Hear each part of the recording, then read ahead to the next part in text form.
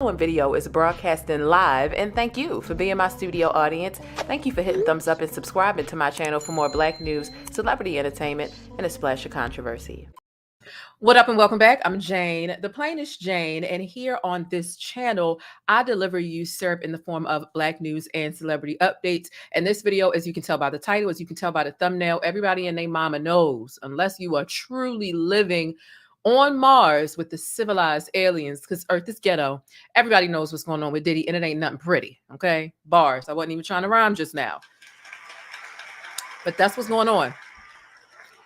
So listen, we have so much information that we need to get into. It's not even funny. Come on in, have a seat on the bus, okay? If you got your J's rolled up, do that. If you got your bottles, pass them around. Let's do some rotation. We already got our testing done. We ain't sick. Pass it, okay? Puff, puff, pass, sip, sip, pass.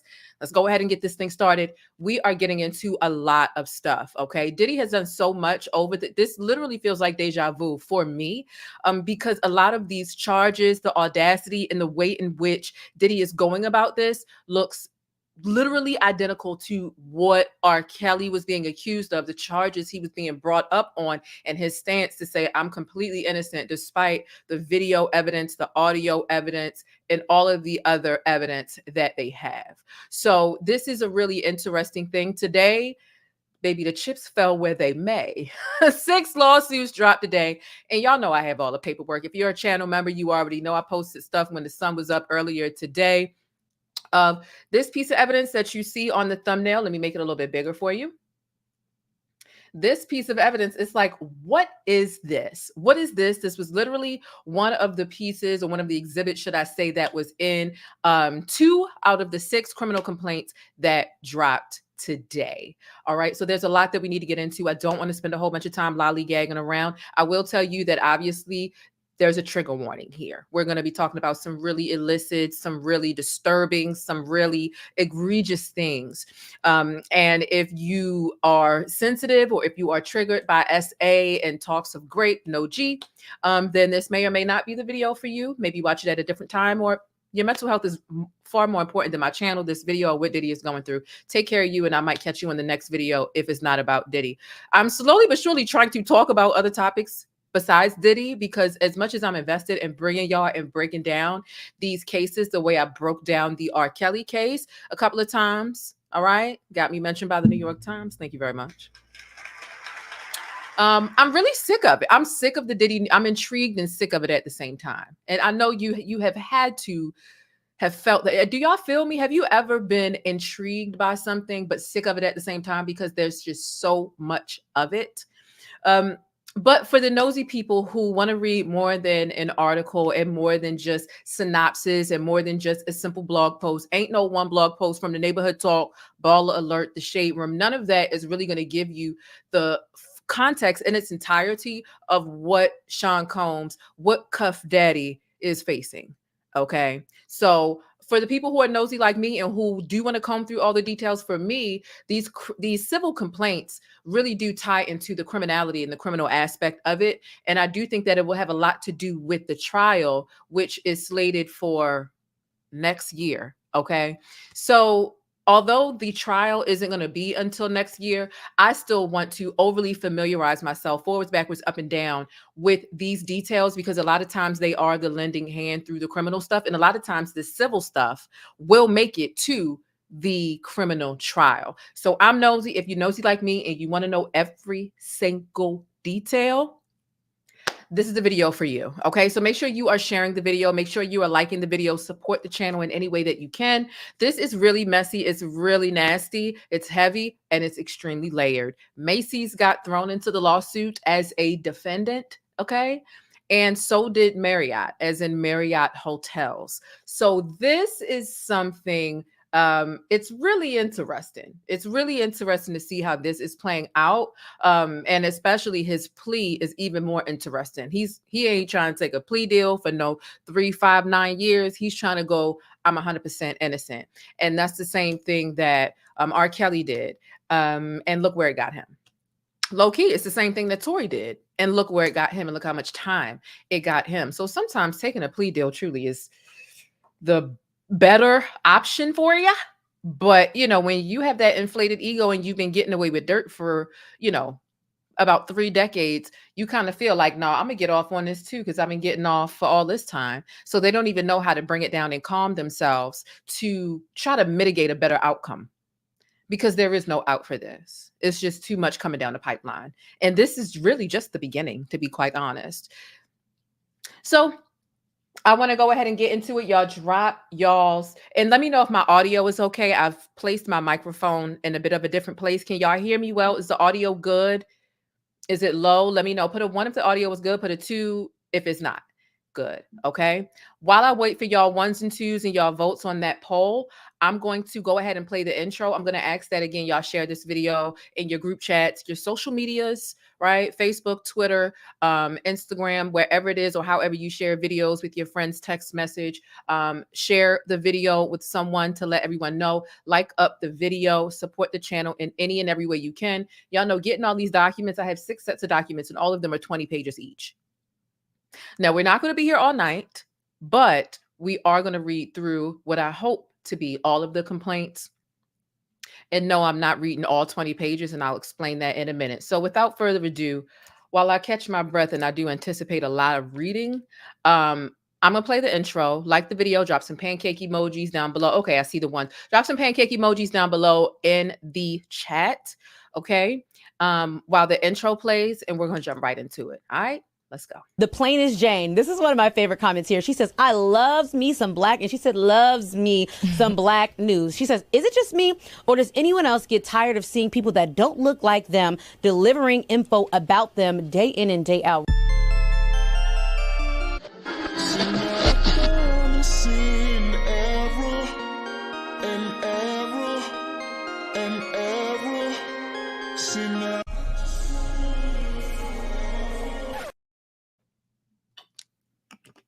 Alrighty. So we are back, and this is crazy. Okay. This is absolutely crazy. I thought that this thumbnail was great and very appropriate. We have been covering this Diddy thing for quite some time over on this channel, not providing as many updates as other channels, because baby, I can't go live 7 times a day. You know what I'm saying? Like, we get Diddy news once every 3 to 5 business minutes, and it's truly bizarre. So when I do come and I give y'all Diddy updates, just know I'm typically coming with some heavy hitting information, and I've kind of just combined everything that has happened since my last video to really break it down to you. I do want to get into the Jaguar right aspect of everything, but that is going to be in another video, because for this I want to focus on actual victims and not wrong alley cats. You know what I mean? Jaguar wrong, incorrect, alley cat, whatever the fuck you want to call jagged edge teeth. That's for another day, and y'all know I got a lot to say, right? So we're going to do that another day. And just let me know if we have any oil defenders in the building. Is there anybody who was actually defending Diddy? They think he's innocent. They think he was about to buy NBC. Do we have any oil defenders in the chat? If you are an oil defender, put the lotion emoji in the chat. There's a pink lotion emoji you can put in the chat, or put a 3 in the chat. If you're a Diddy defender, it's okay. This is a safe space for you, as long as you don't get out of pocket. All right? Baby. Now, what we need to start off with is we need to start off with this video. Oh, thank you so much for the super chat. And I'm so sorry, y'all, that I was late. My cat is sick, and we've been back and forth to the vet, and I'll tell you all about that in another video too. I don't want to get sidetracked. Thank you so much, Robert, for the 1999 super chat. It says, sorry, these cases are so nasty. Yes, these cases are extremely nasty. But, you know, if I'm going to cover the trial, I want to know every aspect of what's happening so that I really know what I'm talking about when the trial comes. That's how I do. I study. That's what made my R. Kelly commentary and my R. Kelly coverage so special. There's so many different aspects to it. And if you're not studying it and you're just reading 2 articles, you really don't get it. You're just reading it and saying, that's crazy, and ending your video. That's not tea. That's not syrup. That's not remarkable. I need depth. I need detail. I need context. Like, that's what I need. And that's what I provide y'all. And that's what y'all like. So the first thing that I'm going to start with, because there is a minor, the 6 lawsuits that dropped today, right? 4 men, 2 women, one of which one of the 4 men have minor complaints in there. In other words, Diddy was inappropriate towards them and did some things that he shouldn't have done, some unspeakable things while they were a minor. So we've got a minor, we've got men, women. It's a lot. It's a lot, right? And then we also got Macy's and the Marriott. And it's like, how do they even come into play? This is quite crazy. We're going to get into all this. What we're going to do right now is we're going to start off. Now, what I want to point out to you is the age that was in the paperwork that I found, that I was able to get today. It mentioned the minor and how the minor was 16. Stick a thumbtack in that for me, okay? Hey, the Tea Lounge, long time no see. I miss you. It has been a long time since I've seen you. I truly do miss you. Shout out to you. And shout out to all my channel members, my moderators. Shout out to y'all. Okay. I appreciate all of my stickies in the building. Keep that age 16 in mind. Okay. Whoops.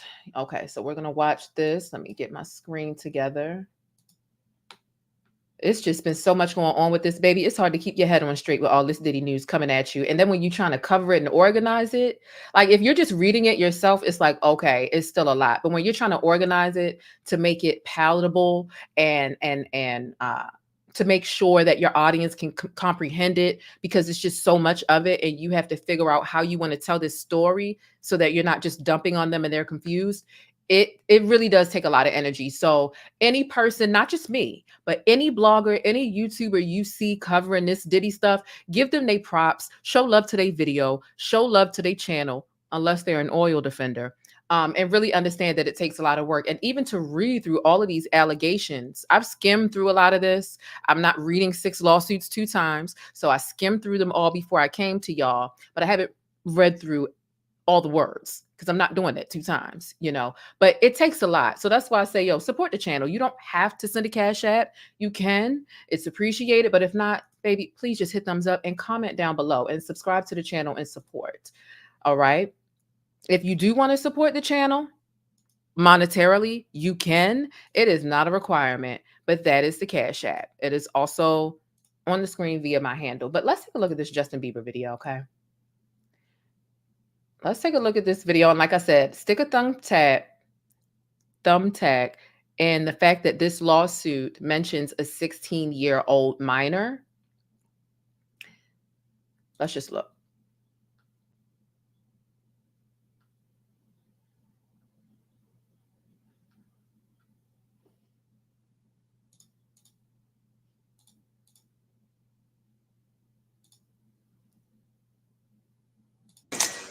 You know what I'm saying? I'm gonna let you rock this every time you come in LA. Yeah, this gonna be yours. So every time you come in LA, it's a little dusty, but go get the front shot of it. Man. And then out. Minute. Woo. Okay. Okay. All right, so I'm gonna be driving this next year. Yeah, when you get 16, you come down there, you gotta, wear your seat. I mean, I'm 15. You could ride in the passenger seat. I got my permit. Not yet. No. All right, No. 16. No, 16. Let's slow down. Let's slow down, Josh. Okay. Let's slow down. Okay. One step at a time. But yeah, the keys is yours when when you get 16. You good to go. I'm good to go. Yeah. All right. Does this make you uncomfortable in any way? I keep watching. And then when you get 18, you get the house. You get the mansion. Okay. I get the mansion. Yeah. So where are we off to now? Where would you like to go? I mean, wherever you want to go. Where are we going? So check this out, yo. Justin, you ever seen the movie 48 Hours? Right now, he's having 48 hours with Diddy, him and his boy. They're having the times of their lives, like where we hanging out and what we doing. We can't really disclose, but it's definitely a 15-year-old's dream. Did you hear that? It's a 15-year-old. Okay. I have been given custody of him. He signed to Usher. I'm signed to Usher. I had legal guardianship of Usher when he did his first album. I did Usher's first album. I don't have legal guardianship of him, but for the next 48 hours, he's with me. So and we gonna go full crazy. Going crazy. Crazy. I'm taking this out tonight. What you want to do? What you want to do over the next? Hello? Hello? Are y'all on the other end of the line? Are y'all on the bus? Diddy has been hiding in plain sight for years. Okay? Years. A complete and absolute open secret. It's even in some of his songs. Again, Deja Vu, sang with R. Kelly.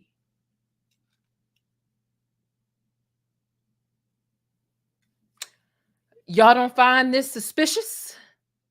Y'all don't find this suspicious? You don't find that suspicious? You don't find that suspicious? You don't find that suspicious?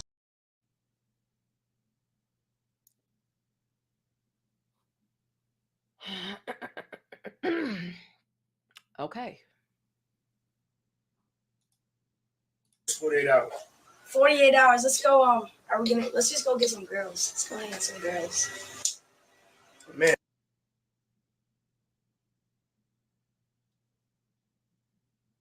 Okay. Scripted or not, this is not cool.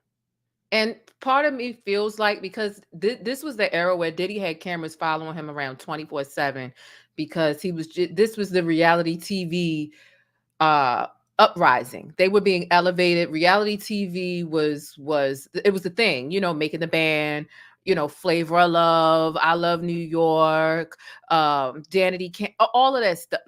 So if you and Diddy kept his own crew, so he could control this is creepy. Okay. This is creepy. Where were his parents? Why did Diddy have guardianship over, crazy. So a lot of people suspect that the lawsuit that we saw from John Doe today might have been Justin Bieber's. We'll find out, child. We'll find out later. We ain't gonna find out tonight because they're listed as a John Doe in the lawsuit. But I'm just presenting this to you because it's just coincidental. I'm not saying that these two dots connect. I'm not saying that this is Justin Bieber's lawsuit where the person is alleging that Diddy did this to them when they were a minor. I'm not saying that it is his lawsuit. I'm just saying that I wouldn't be shocked if it was. And this just looks a little eerie to me. The dots may connect, they might not. I'm just showing you the two different dots. If you want to connect them, connect them. Leave them separate if you want. Either way, Diddy's a damn creep. Okay? The diddler is a creep. Cuff Daddy got them Chanel bracelets on, and truthfully, I hope they never come off. And more people need to be back there with him. Okay? So that's that. I wanted to show you that. In addition to this, let me see. I wanted to just go through a brief summary because I know everybody is not going to have it in them to watch the entirety of this video, because it will be a lot. So I do want to give you a really brief summary, a really brief overview of some of the things. It's vague. It does not go in depth or in detail at all. It just pulls a couple of key facts. I want to go over some of those things with you, just so that you know what we are working with this batch of lawsuits that dropped today. They dropped 5, and then another one kind of dropped a little late, but it was 6 total today that dropped. So let's really quickly get into just a synopsis, and then I'm going to get to reading these daunting lawsuits. Okay. So multiple men came forward accusing Diddy of sexual assault, with one being 16 at the time of the alleged incident. 6 individuals have now named Cuff Daddy in the lawsuits, alleging grape, SA, and SA, abuse and assault. So the newly revealed allegations are detailed as follows. Cuff Daddy allegedly raped a woman in the Manhattan Marriott hotel room where she was 19 in 2004. Cuff Daddy and multiple other men raped a man during a party in 2021, and he was sodomized by at least 3 men. Security guard says he was giving a drink and pushed into a van before being actually assaulted by Diddy. Echo Clothing, which is of one of the former brands that Diddy owned, one of the many brands that Diddy has owned in the past. The Echo Clothing advisor says that he was actually assaulted by Cuff Daddy in Macy's in 2008. A woman says that she was slammed against a wall and raped by Cuff Daddy at a Biggie Smalls music video party. A man claims he was actually assaulted at a Cuff Daddy Hamptons white party in 1998 at the age of 16. Let's reverse look up Justin's age. I just want to know. Texas-based lawyer Tony Busby is representing 120 accusers in the lawsuit, with some being children at the time of the alleged assaults. What does this say? This says that this is not the first minor, and it's not going to be the last minor that is going to come out and accuse. There are going to be more minors or more minor accusations coming down the pipeline as it pertains to Cuff Daddy. Okay. 120 being children. Okay.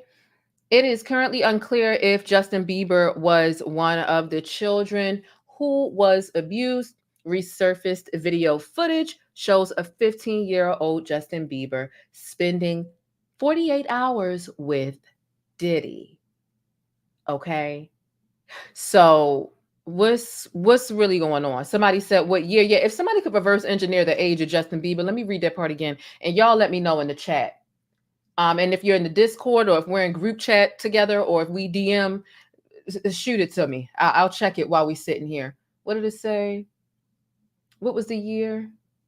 Man claims he was actually assaulted by Combs in the Hamptons at an all-white party in 1998 at the age of 16. So how old was Justin Bieber in 1998? You know what? Let's just look. I'm curious. I just can't even wait. How old? How old?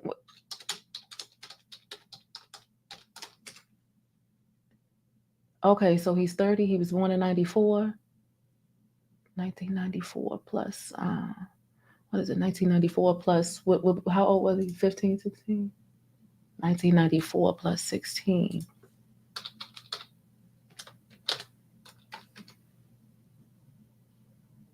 What's that? I'm sorry, baby. When you on live, you won't understand unless you go live. Oh, that's too. That don't seem right. Maybe it wasn't him. That's not right. That year don't make sense. That would be 2010. No. Well, you know, we can theorize all we want to, and we can be wrong about some theories. But the one thing we do know at the end of the day is Diddy is a real sexual deviant. I just can't see how he making it to the holy gates. I'm not God. I'm not trying to present no God complex, but I really can't see how Diddy gonna make it to the holy gates, to the pearly gates. Him or Robert. I just don't see it. I don't see it. Moving on, we are going to get into the lawsuit. Shout out to 94. Got you. Shout out to the official Thais report up in here. Love his channel. Listen, y'all, if y'all definitely need to check out. See, I just put his name on the screen so you know how to search for it. The official Thais report is a really bomb and a really consistent channel. He be live not once a day, sometimes 2 times a day. Like he be on it and gives really good news coverage, commentary, shade, accuracy, enlightenment, just all that. I really enjoy his channel. I wanted to shout my brother Thais out real quick. I love his channel. So okay, Justin Bieber or not, Diddy's still a piece of it doesn't matter. Let's get into these court documents, and let me show y'all this stuff. Okay. This is gonna be a lot, like I told you. I told you, I gave y'all the trigger warning. Is y'all ready? Are y'all ready? Okay. And you know what I heard today? Tokyo Tony is out here defending Diddy, talking about free Diddy.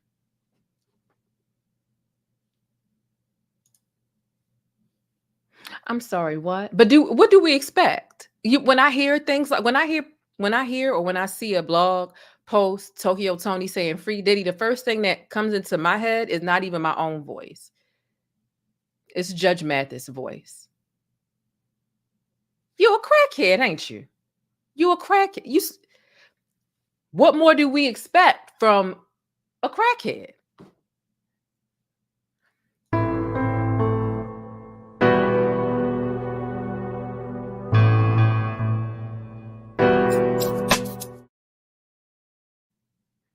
She not working with a full deck of cards. She can't even put her lipstick on right. Okay, so I just move her out my way. One thing about me, if you are new to this channel or you weren't here for my R. Kelly coverage and commentary, is I'm going to cover serious stuff. I'm going to cover heavy stuff, but I'm always going to have an element of comedic relief because it's just too heavy to stay up in these disturbing facts for the entire video. So no, I'm not joking about what happened to the people. No, I'm just joking about things that are remotely connected. Tokyo saying free Diddy is like, get your loony head ass off the internet. You know how your mother used to say, sit down. Like, Tokyo, sit. Woo. Anyway, let's get into this. There's 6 different ones. This one, the one involving Macy's is the Ohio one. That's not where we're going to start. We are starting with, which one are we starting with? And what location? I'm just going to let y'all know because he's got one in every state. There's one in Georgia. There's one. So the first one is, well, the order in which I will be reading them to y'all. The first one is Georgia. The second lawsuit is New Jersey. The third one is New York. The fourth one is North Carolina. The fifth one is Ohio. 1, 2, 3, 4, 5. That seems like 7. There's one in Tennessee. Oh, yeah, that is 6. Fifth one, Ohio. Sixth one is Tennessee, and that's a woman. Baby, all it takes is about like 4 more cases, and he got one in all 50 states. What's really going on? What's really going on? Let's get into this paperwork, baby, and just start reading this stuff because I assume this is going to take a lot out of me, and I ain't even got my eye exam yet. So I'm really hoping that this goes well. I don't have any glasses because I don't even know what prescription I need because I need to get an eye exam. All I know is my vision went to crap about 4 months ago. And I've been so busy worried about my knees that I haven't been able to go get my eyes checked out. So let me see. Did I make it big on the screen? Yeah, it's as big as it can be for you all. Okay, so I'm going to show y'all the top.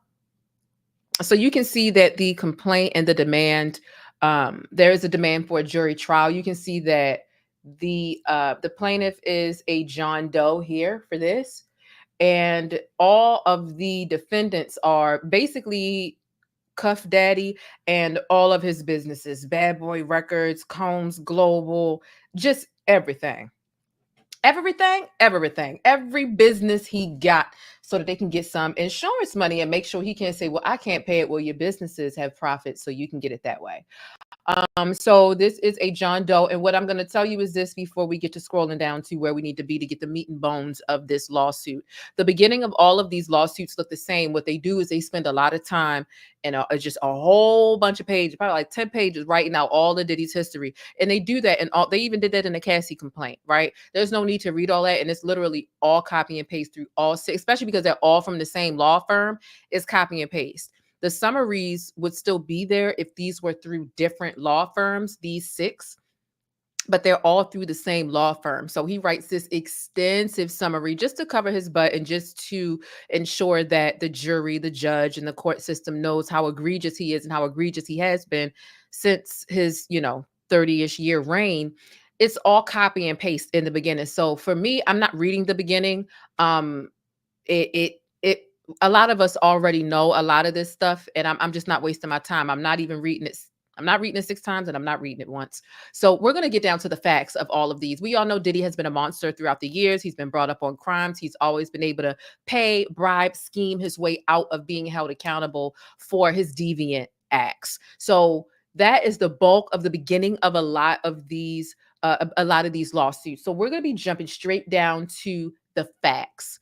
Okay, we're going to be jumping straight down to the facts of these lawsuits. Okay, so that we don't have to spend all day reading 20 pages for each lawsuit, because baby, ain't nothing realistic about that.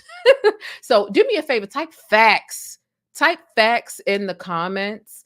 Okay, type facts, and just understand that we will be watching the R. Kelly documentary from his daughter but between tomorrow or the day after in Discord. So you can get in Discord if you are a channel member, and it doesn't matter what level you join. Okay, so I just wanted to let y'all know that and inform you. We will be watching that in Discord, because I think if you want to watch parts 1 and 2, it's on a really janky app. It's confusing. It's going to cost you like $12 to watch parts 1 and 2, and who's to say if it's even enjoyable. So for me, I'm going to watch it, and I'm going to take the risk and pay on this app that I've never heard of before. Are they going to keep my card number or not? I don't know. But guess what I did? I went out and I bought an American Express gift card. You won't be taking money off my account, baby. So if you are interested in watching the R. Kelly thing, but you don't want to pay $12 for it, I believe my cheapest membership is like $3.99 or like $4 or something like that. So we will be watching that in Discord together. So if you're interested, make sure that you sign up for Discord, and it doesn't matter what tier you sign up for. And if you're on a budget and you strapped for money, but you still want to see it, just sign up for my cheapest tier and you'll be able to get into the Discord. I'll post the link back there for everyone to enter into Discord so that we can watch it there tomorrow. I'm really thinking we're going to do tomorrow, but it might be the day after, but tomorrow really should be it. Okay. So, let's go ahead and go facts. Yes, facts. Shout out to Ahmad for being a member for 18 months. I appreciate you and your support. Thank you, thank you, thank you so much. Okay. All right. So, child, let's get into this lawsuit. All right. So, again, the introduction and all of this is, yeah, so this is a man in Georgia, as we can see. All of this is copy and paste. Hold on. Let's get into the facts now. What page are we on? 9 of 20 parties. We are going to get down to the facts. See, this is stuff that doesn't matter. That's just wasting so many pages. Well, for my interest, I understand it needs to be there. They're changing jurisdiction and venue. They're requiring a jury trial, blah, blah, blah. All right. So here we get down to what's different about each and every lawsuit, which is the factual allegations. Okay. So the plaintiff worked for Royal Reign Management, which was a prestigious company based out of New York with additional offices in LA and Atlanta. And through the plaintiff's industry connections, he gained access to parties associated with Cuff Daddy and Bad Boy. One party took place in October of 21. Oh, that's very recent. October of 21. Wow. Can a moderator tell me how many likes we have right now really quickly? We have 250 people here. It is 12:36 over here in Baltimore. Hopefully all of you all are liking the video. Okay. Shout out to Rabbit and AMK. These connections and invitations ultimately led to life-altering traumatic experiences for the plaintiff. Cuff Daddy picked the plaintiff up from the airport and transported him to New York City, where the party was to take place. Upon arrival, the plaintiff noticed several well-known artists in attendance, and the plaintiff was immediately offered what he was told was ecstasy by associates of Cuff Daddy, which the plaintiff refused. The plaintiff limited himself to just one drink. 142. Thank you.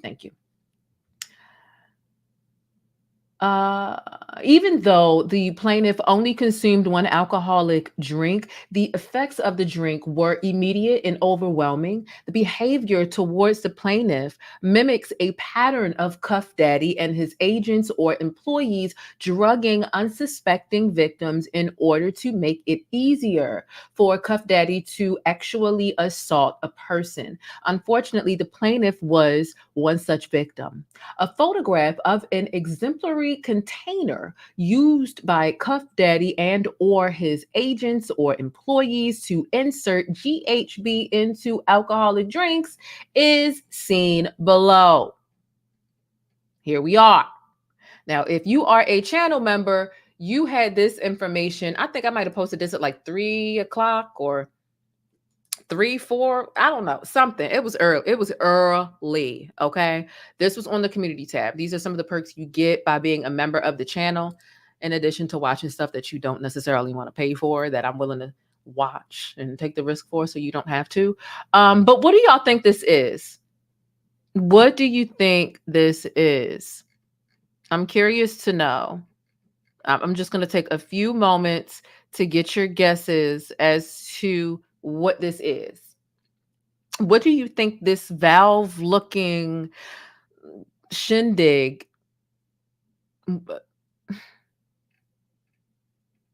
I know what it looked like to me, but hey, I'm gonna need y'all to comment a little bit. I'm gonna need y'all to comment a little bit. I wish y'all knew what clip I was looking for right now, really quickly.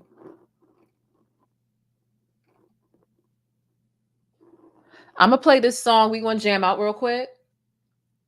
And y'all know this was our song that would lighten the mood when I was covering the egregious stuff that I was reading in the R. Kelly documents too, right?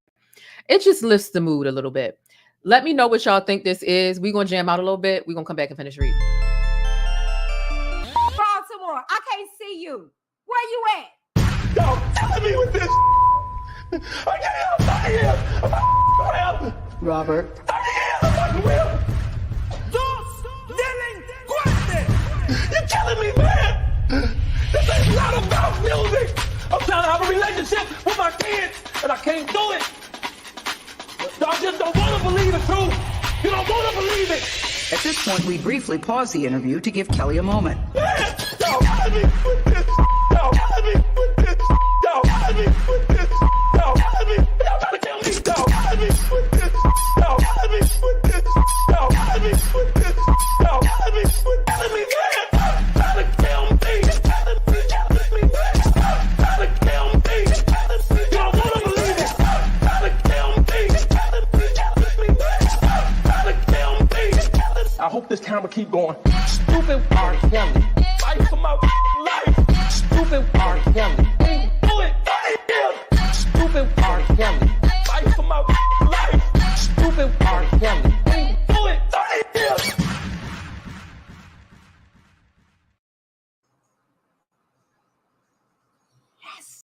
Baby, y'all spent more time jamming than answering the damn question, but that's okay. Okay, let's keep reading. I'm not even about to mince words. We're gonna read it directly. So I posted this on members only, and Ty sent me a message about it, and he talked about it.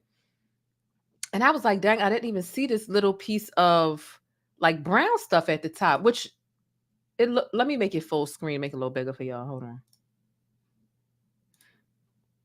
Because don't this look like Dookie? I'm not trying to be childish or it is what it is. Don't this what is that? You know what I mean? That's why everybody think that this is some sort of butt plug or something. It look like Dookie. It look like Dookie. But I'm gonna back up off it. Especially because I don't want to smell it. You know what I mean?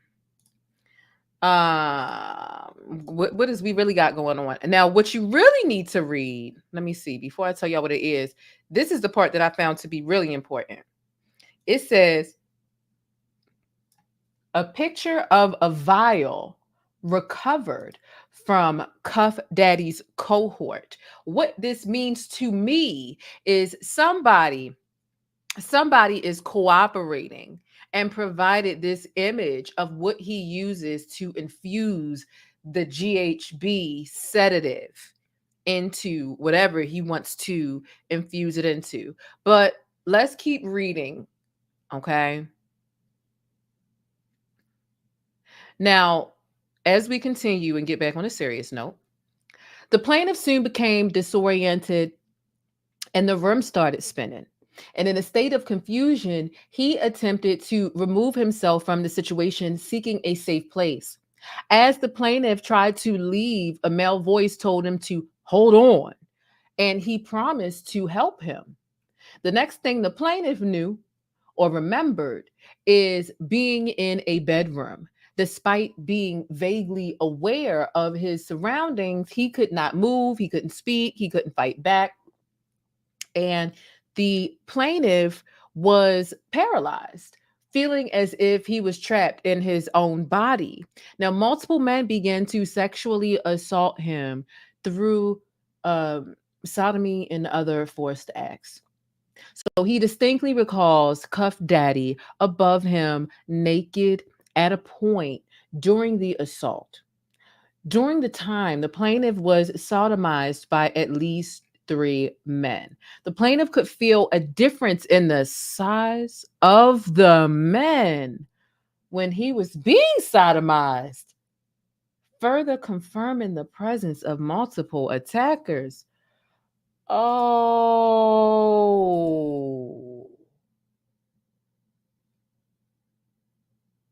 Not some had shrimps and some had King Kongs. Oh my gosh. Woo! I don't know what to say. I don't know what to say. Why?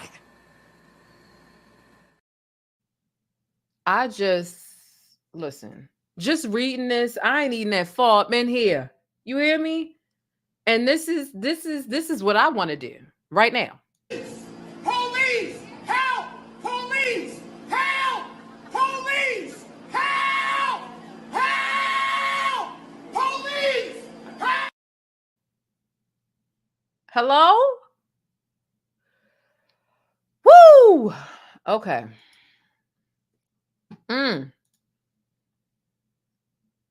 Plaintiff continued to attend therapy sessions to address the trauma from these experiences.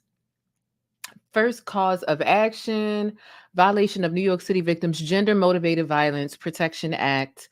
All defendants. Plaintiff hereby incorporates each of the foregoing paragraphs as if fully set forth herein. By forcing sexual conduct onto a plaintiff, as a male, defendant Cuff Daddy committed a crime of violence motivated by gender under the Victims of Gender Motivated Violence Act, as defined in New York City Administrative Code. The requirement that the crime of violence be committed because of the gender of the basis of gender and due, at least in part, to animal. Wait, hold on. Oh, child, I thought that said animal. I told you my eyes going up. At least in part to an animus based on the victim's gender is satisfied because defendant Cuff Daddy forced the plaintiff to engage in a sexual interaction without consent. Oh, I see. I was confused about that earlier today. I was confused on how the men were able to invoke this, because I've seen this before, the violation of gender motivated violence, and I'm just like, if that's the case, any inkling or any piece of violence that happens to you, anybody would be able to invoke that act. The reason why people are able to bring up charges or I'm sorry, allegations, should I say, excuse me, from years and years ago that are beyond the statute of limitations is because of this, gender, this gender act thing. And I'm just like, well, if that's the case, everybody can invoke it, right? Because this is a man on man thing. So if it can be man on woman and it can be man on man, then it could probably be woman on woman too. If that's the case, anybody could invoke that. Like, what makes this so da da da. But now it's the gears are actually clicking for me, because if somebody is taking something from you in an illicit sexual way, then they're clearly interested in you based on your gender, whether they care about what your gender, because you got some people who will fuck a mailbox. They don't give a shit if you're a man, woman, or what. But if you taking something from them actually, then there's something about my gender that you like. For Diddy, it's like, okay, you like men and you like women. You like a mailbox could. So let's just keep reading. So plaintiff hereby incorporates, okay, I already read that. The Victims Act. The requirement that the crime of violence be committed because of gender or the basis of gender, and due at least in part to animus based on the victim's gender, is satisfied because the defendant Cuff Daddy forced the plaintiff to engage in actual interaction without consent. Cuff Daddy's long history of violence and actual abuse against men, it evinces a deep contempt and a desire for domination over women. Interesting.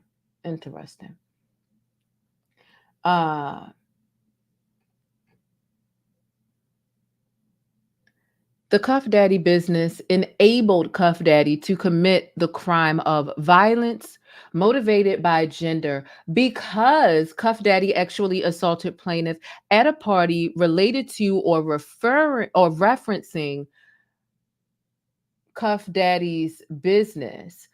On information and belief, Cuff Daddy's businesses routinely committed actual assault and gender-motivated violence as detailed in other civil lawsuits to further the business purpose or the Diddy enterprise, given Cuff Daddy's long-standing pattern and practice of committing sexual violence against men. The Diddy businesses had and or should have knowledge of Diddy using such parties and venues for this unlawful conduct, and he did nothing to stop it. Okay. So one thing I forgot to show y'all, Lord have mercy, I write my rundown in the order in which I want to show y'all things, and then I forget sometimes. Let's switch really quickly to this, because this was very shocking to me. Okay. And like I said, please like up the video and share this video with someone that is nosy as hell and wants all the details, just like you. Take a look at this. This is a photo. Let me get it big on the screen. This is a photo from P. Diddy's parties. Okay. This is a photo from the parties. Yes, that is a bed. It seems like, oh, is that really that bad? Is it really? Okay. Let me show you something. Let's zoom in. Let's zoom in really quickly. The bed is really eerie, even if you want to brush past it. Imagine going to a party, a day party, because this is clearly a day party. The sun is out, right? Sun's out, buns out. It's a lot of stuff out, ain't it? Imagine these pictures. These pictures set the tone. These photos literally set the tone for what he wants this party to be. These are photos he has set up right behind this bed of this day party, which is probably some sort of open freak off. If it wasn't a freak off, it was definitely a freaky encounter. Look, he got the hand over the cootie cat. Here we got tongues doing things. Here he's sucking on a lollipop. Here's some ladies having an orgasm laying with, I don't even know what's going on in this photo here. I really don't. Okay. But imagine going to a party and you see these photos hanging up, let alone you see these photos hanging up right behind a mega-sized bed. What does a mega-sized bed tell you? Is everybody going to be laying down together, dancing naked? Because that's what they call an adult sleepover. An adult sleepover is that. It's that. You know what I'm saying? So,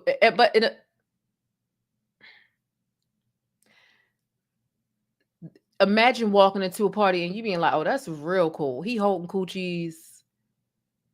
We got the tongues going.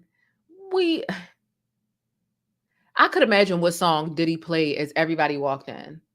Cause tonight, baby, I wanna get freaky with you. Like, no, not without my consent. This is crazy. This is crazy that this is normal party decor, but I can honestly say I'm not shocked because I remember setups like this back in the day doing like MTV Beach Bash, VH1 Beach Bash, day parties recorded. And this was very much the norm. So when I saw this photo, I'm like, no, it's not right. I'm not excusing it.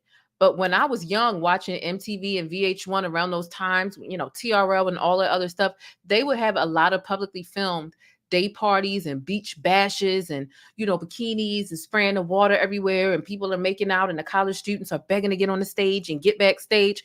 This was the culture. These were the times. That's what was going on. That's exactly what was going on. For real. It was. Interesting. One other photo I want to show you before I continue keep reading is this one. Do y'all find anything freaky or eerie about this? This is another Diddy party. Yeah, MTV Spring Break. That's what it was. I kept calling it Beach Bash. It was Spring Break. Yeah, well, they had so many different names for it because VH1 tried to copy too.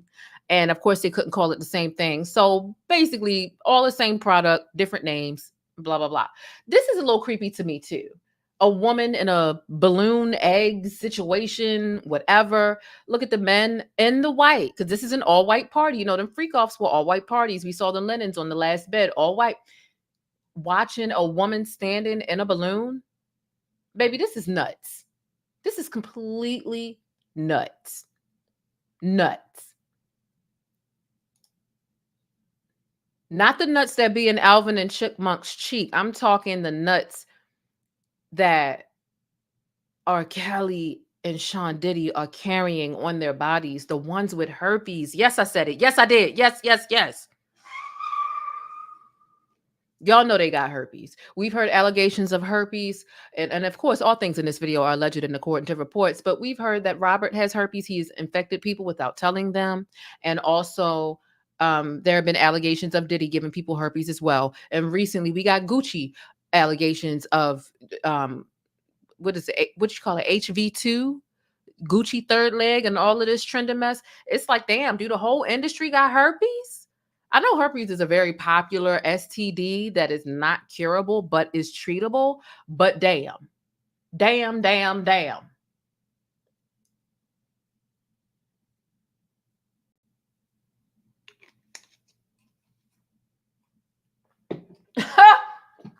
The Tea Lounge, you are fancy. Let me find that. She said the only latex in the building was this damn balloon. True. Cause why you ain't strap it up, but you got women up here in balloons. Like, make it make sense. For real. Anyway, let's go ahead and get back to the lawsuit. Okay.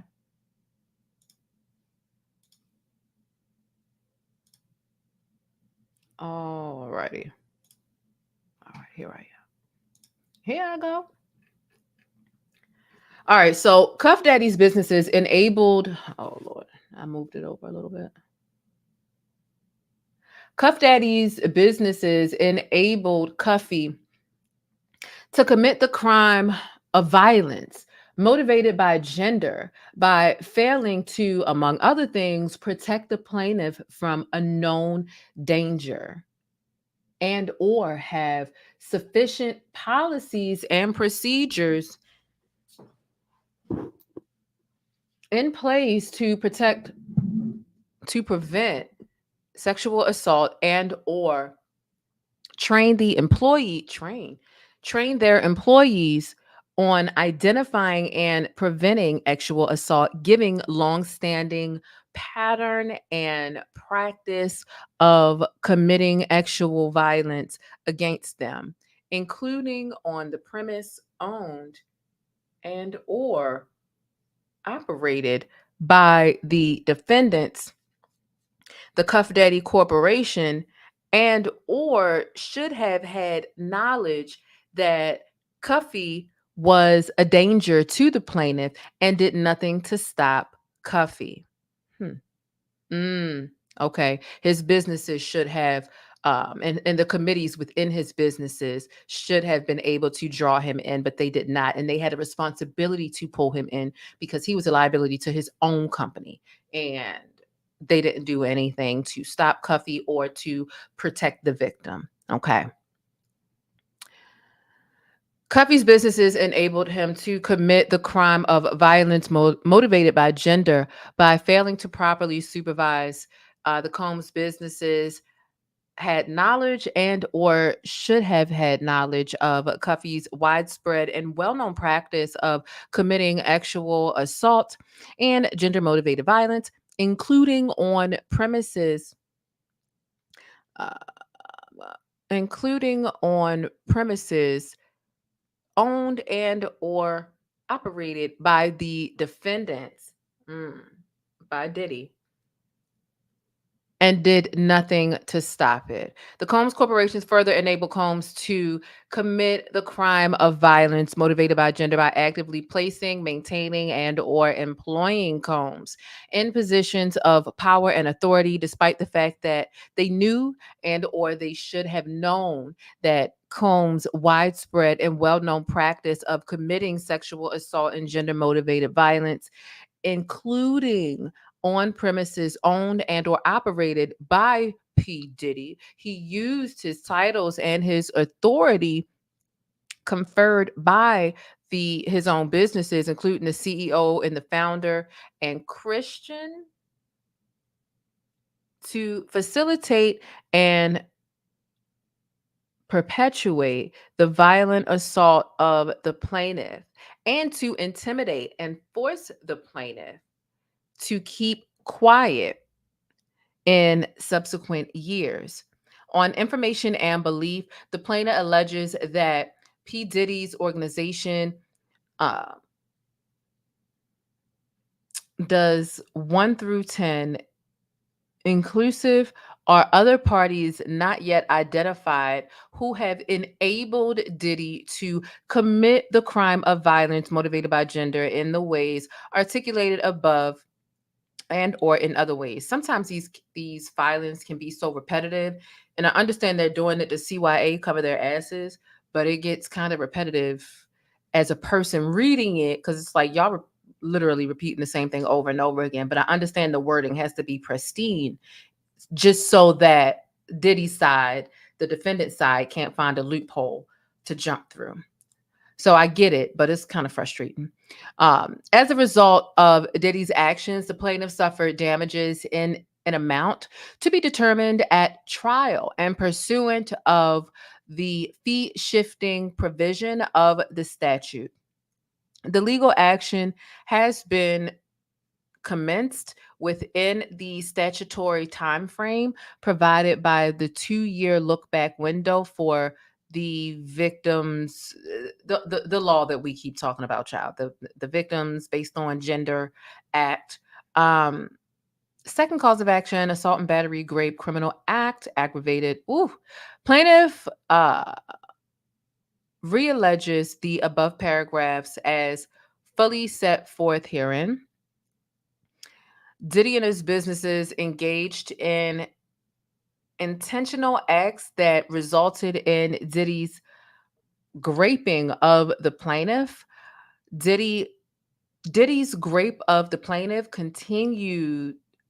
constitutes grape in the first degree as defined in New York's penal law 130.35, a criminal sexual act in the first degree as defined in the same act that I keep naming. As a result of the grape, the plaintiff has suffered severe emotional and psychological injuries for which he seeks an award of compensatory damages.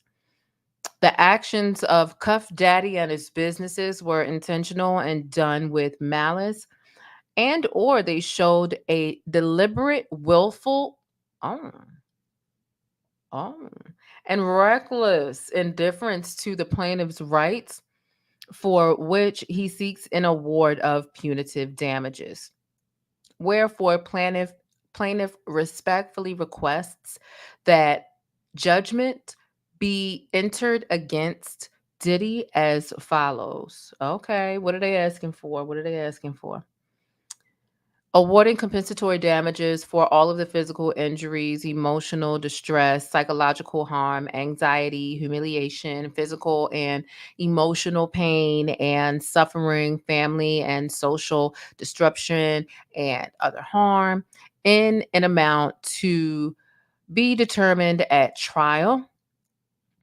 Awarding punitive damages in an amount to be determined at trial, awarding attorneys' fees and costs pursuant to any applicable statute or law, awarding pre and post judgment interest on all such damages, fees, and or costs, attaching any and all of defendants' real property and other assets locked in the state of New York pursuant federal rule of civil procedure, and awarding such other and further relief as court may deem just and proper. Okay, so that pretty much finishes that one up. We're going to move on to lawsuit number 2 now. Lord have mercy. Lord have mercy. What are y'all thoughts about this? What are y'all thoughts about this? This is something else. As I pull up the second lawsuit, I just want to say something, and I'm gonna pull it up, and then I'm gonna say it real easy because I downloaded it to my computer. Okay. All right. Boom. Okay. Let me say this.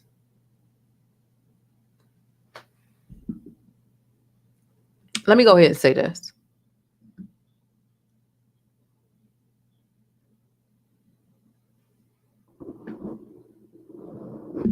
I really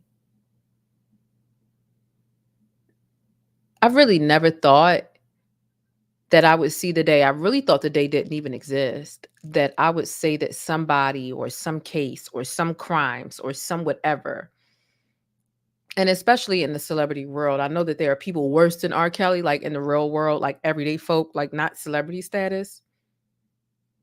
But as in-depth as I got with the R. Kelly case, I never thought I would see the day where I would say, yo, this person, this person is worse than R. Kelly, because all of the details that I got from the R. Kelly trial, and I didn't even share everything. I shared so much with y'all, and y'all felt like y'all were, it's like, damn, she got all the details. Nobody had more details than me on the R. Kelly case. Nobody. This is why the New York Times mentioned me. I had all the exhibits and everything. They had pictures of the McDonald's that he would go to recruit you. Do you hear? I never thought that the day would come where I would say this person and these crimes are more egregious than what R. Kelly has done, because I have seen the R. Kelly from the rooter and the tutor. And I never thought I would see the day where I literally say out my mouth, this is worse than R. Kelly. This person, these crimes, their audacity is worse than R. Kelly. But you know what? We're here. We're here. We're here. They're both nasty sexual deviants. Hey, Chicago Clout, shout out to you. We're here. I'm not sure who's nastier, because I like grading sexual deviance is just like, one's addicted to children, one's just addicted to any and everybody, but they still just like don't. I truly feel like Diddy's audacity is his ego is a bit bigger than R. Kelly's. And I never thought I'd see the day where I would say, like, this is worse than R. Kelly's trial. This trial of Diddy's trial, it's gonna be a show. And I want to say, I know it's gonna be worse than R. Kelly's, and I never thought I would say that either. But I really want to say it's gonna be worse than the YSL trial. Mark my words. Mark my words. It's gonna be more of a soap opera, an ish show, and all that. But anyway, let's get into the next lawsuit. All right. Thank y'all so much. Support the show however you can. Like I said, if you are a channel member, we will be watching R. Kelly's daughter. Speaking of R. Kelly, we will be watching that documentary tomorrow in the Discord.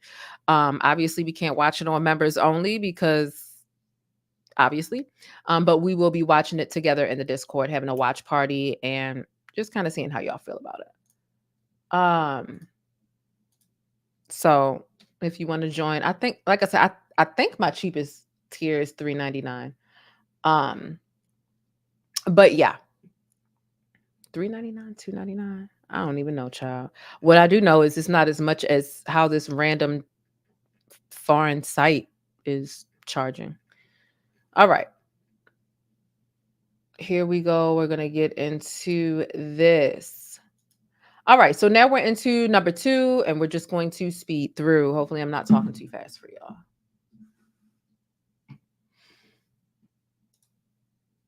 Okay. This is the same thing because a lot of things are under an anonymous filing. So here we see John Doe, and then we see the plaintiffs, the same as we saw the last time. Diddy and all of his 1,097 different companies.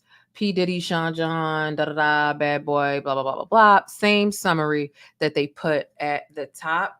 Where it gets, because the top of all of these lawsuits are the same. They're all filed by the same law firm. So the summary doesn't change because it's based on the same subject. What is different is the statement of facts, which here we are, factual allegations, right? Because the top is just all minutia. It's all of his history. Most of us know his history if we're Black.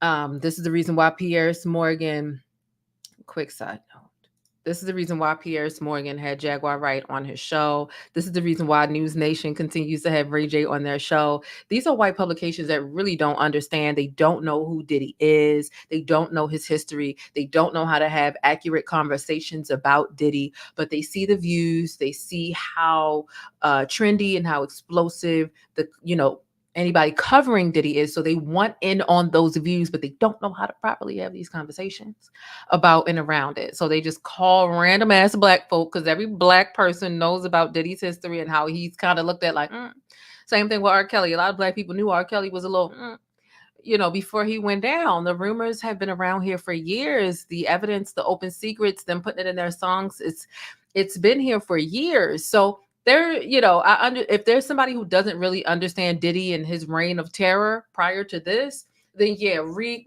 the intro and the minutia. It'll tell you all about how diabolical he is. But for all of us who are part of the culture, we already know how diabolical Diddy can be. If at the very least, if the only thing you know is that Sean didn't shoot that lady in the face in that club shooting, in that nightclub shooting, and Sean took the fall. If anything, who killed Biggie or Tupac?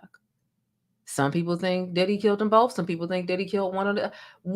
At the end of the day, we all know that Diddy is just a shady, diabolical person that's going to do anything. Kim Porter is just heavy deep. Everybody around him. Albie Shore almost went home. God almost called Albie Shore home, and then God said, You know what I mean? So listen. We already know. So anyway, scroll past through all the minutia, because like I said, it's literally all copy and paste for all 6 of these lawsuits. And we get down to the factual allegations. Okay. All right. So Diddy's infamous white parties were legendary events known for their exclusivity, extravagance, and strict dress code, where attendees were required to wear all white. These high-profile parties particularly those held by Diddy's estates in the Hamptons, attracted a list of celebrities from across the entertainment, fashion, and business worlds. The events were lavishly decorated, featured live music performances, and boasted top tier food and beverages. The atmosphere at these parties was one of opulence and luxury, often making headlines for their celebrity guest lists, over the top entertainment, and the stunning aesthetics of the event. Many unsuspecting individuals were recruited to attend these parties. Some of these recruitments took place in Manhattan, and many individuals were also recruited in Los Angeles and were paid to fly in and to attend these functions. Now, in 2006, this plaintiff was employed by a security firm, Mass Security, when he provided security services for the nightclub and private events. In August of that year, the plaintiff accepted a last minute job at Combs East Hampton property, which he believed was hosting an exclusive white party for a large, affluent crowd. Now, the plaintiff noted that the guests arrived in luxury vehicles and many appeared to be executives. So, upon the plaintiff's arrival, he was greeted by Combs, the event's host, who expressed interest in meeting all staff members. During their interaction, Combs offered the plaintiffs another job opportunity working security, which plaintiff ultimately declined due to his father's severe illness and the challenges of relocating. Combs appeared sympathetic to the plaintiff's situation and understanding of his decision. As the event progressed, Cuff Daddy targeted the plaintiff and provided him with 2 alcoholic drinks throughout the night. After consuming the second drink, the plaintiff began to feel extremely ill and leaned against the truck for support. Based on information and belief, Cuff Daddy by himself or through his agents or employees previously laced the drink with drugs, including but not limited to GHB and or ecstasy. This behavior towards the plaintiff mimics a pattern of Cuff Daddy and his agents or employees drugging unsuspecting victims in order to make it easier for Cuff Daddies to sexually assault that person. And unfortunately, oh no, this is the New Jersey person, but it's reading just like the last lawsuit. But I guess that's how it goes when you have a pattern of abuse and you've got this like system down as to how to down packed as to how to overcome people and to not have to attain consent. Unfortunately, plaintiff was one such victim. One photograph of an exemplary, this is literally verbatim as the photo that is on the thumbnail. A photograph of an exemplary container used by Cuff Daddy and his agents or employees to insert GHB into alcoholic drinks is shown below. We were talking about this earlier. Combs approached him. Now, this is where the details are going to get different. Let's see what's different here. Cuff Daddy approached him again, inquiring about his well-being and displaying what the plaintiff initially interpreted as concern. However, he soon found himself being forcibly pushed into an open van by Diddy, an act that left him in considerable pain. Now, once inside the van, the plaintiff was held down by Cuff Daddy, who overpowered him while he struggled to escape due to the effects of the drug in his system. Someone in the chat named Jane Locke says, are these Busby clients? Yes, these are Busby clients. Wait a minute. Once inside the van, the plaintiff was held down by Cuff Daddy, who overpowered him while he struggled to escape due to the effects of the drugs in his system. In a horrific turn of events, Cuff Daddy actually assaulted the plaintiff by inserting his eggplant into the plaintiff's anus. and sodomizing him, all the while dismissing the plaintiff's plea for help by repeatedly saying, "You'll be all right." Oh no, not you taking somebody and then saying they gonna be all right. He think he J. Cole talking about you gonna be all right. Ain't nothing all right. Ain't nothing all right. You all wrong. Right along with Jaguar wrong. Alley Cat wrong. Oh my gosh. After the assault, Cuff Daddy left the plaintiff in the van and proceeded back to the party. Now, the plaintiff struggled to leave the party due to the drugs he believed to be in his system. He believed. Oh, that was a horrible choice of words, but okay. He believed to be in his system from the alcoholic drinks that Cuff Daddy provide. Oh, that was Kendrick. Lord, not me saying J. Cole. We gonna be all right, child. Child, it's too much going on. All of these artists all of them got me confused. Okay, give me grace. I'm not a predator. I just I get names confused in the rap industry because rap ain't I like rap. It's just not my top genre. I think R&B is the genre that I like the most. Chill on me. We are corrected and redacted what I just said about that. My bad. But still, you ain't no Kendrick. Everything ain't gonna be all right when you stealing people's consent and you're not asking them questions. Now, if y'all really knew the first thing I was gonna say was Donald Glover, but don't judge me. Let's continue. This is America. This is ghetto. All right, plaintiff struggled. Okay. As the plaintiff was leaving the party, he experienced a disturbing sensation as lubricant-like fluid leaked from him. Wait a minute. Leaked from him. Huh? As the plaintiff was leaving the party, he experienced a disturbing sensation as a lubricant-like fluid leaked from him, which he believed to be semen. Girl! Causing him profound disgust. I would think so. Disgust.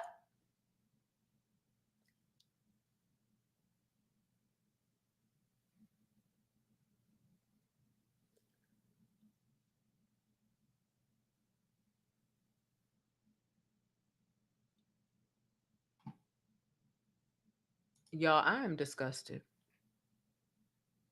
I'm disgusted. Channel members, get your emojis ready for the bush. If you're not a channel member and you don't have any special emojis to use, that's fine. Find some bush tree emojis and It was gone. Let me just go in the bush and weep. Let me just go in the bush and weep. I just have to go in the bush and weep. Really. I don't understand. I swear to God, I don't understand. Somebody said Diddy shot his club up. Lord have mercy. Without consent. There's plenty of men out here who would let Diddy shoot their club up. Like, for real. But you know what? It's not about just the off for them. It's really about power and control. They don't want it from somebody that wants to give it up. That's the same thing I kept saying about R. Kelly. Out of all of the women that be throwing bras and panties on the stage, you want to take it from children or people who don't want to give it to you. It's about the power trip. It's about the power trip. It's about the control. That's a kink for them. It turns them on to steal and take something so sacred. Consent is sacred. Your body is sacred when you have not consented to give it to somebody. All right. Let's continue.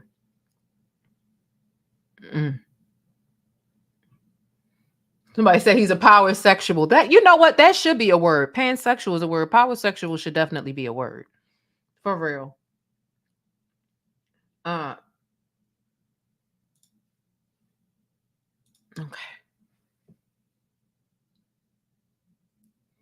Due to the drugs. Leaving the party, he experienced. Okay, so upon arriving home and showering, the plaintiff noticed more semen discharge,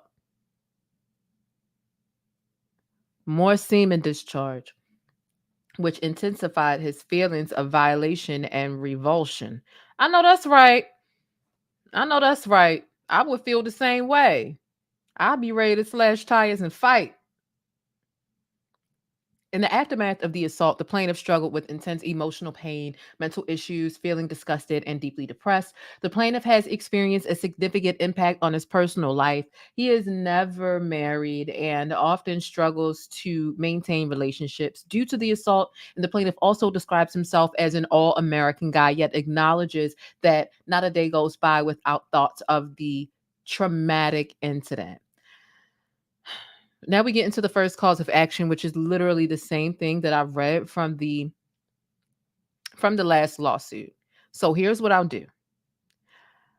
This is lawsuit 2 of 6. I'm going to read this one more time, right? Because this is going to be a copy and paste in each and every one of these lawsuits that we read.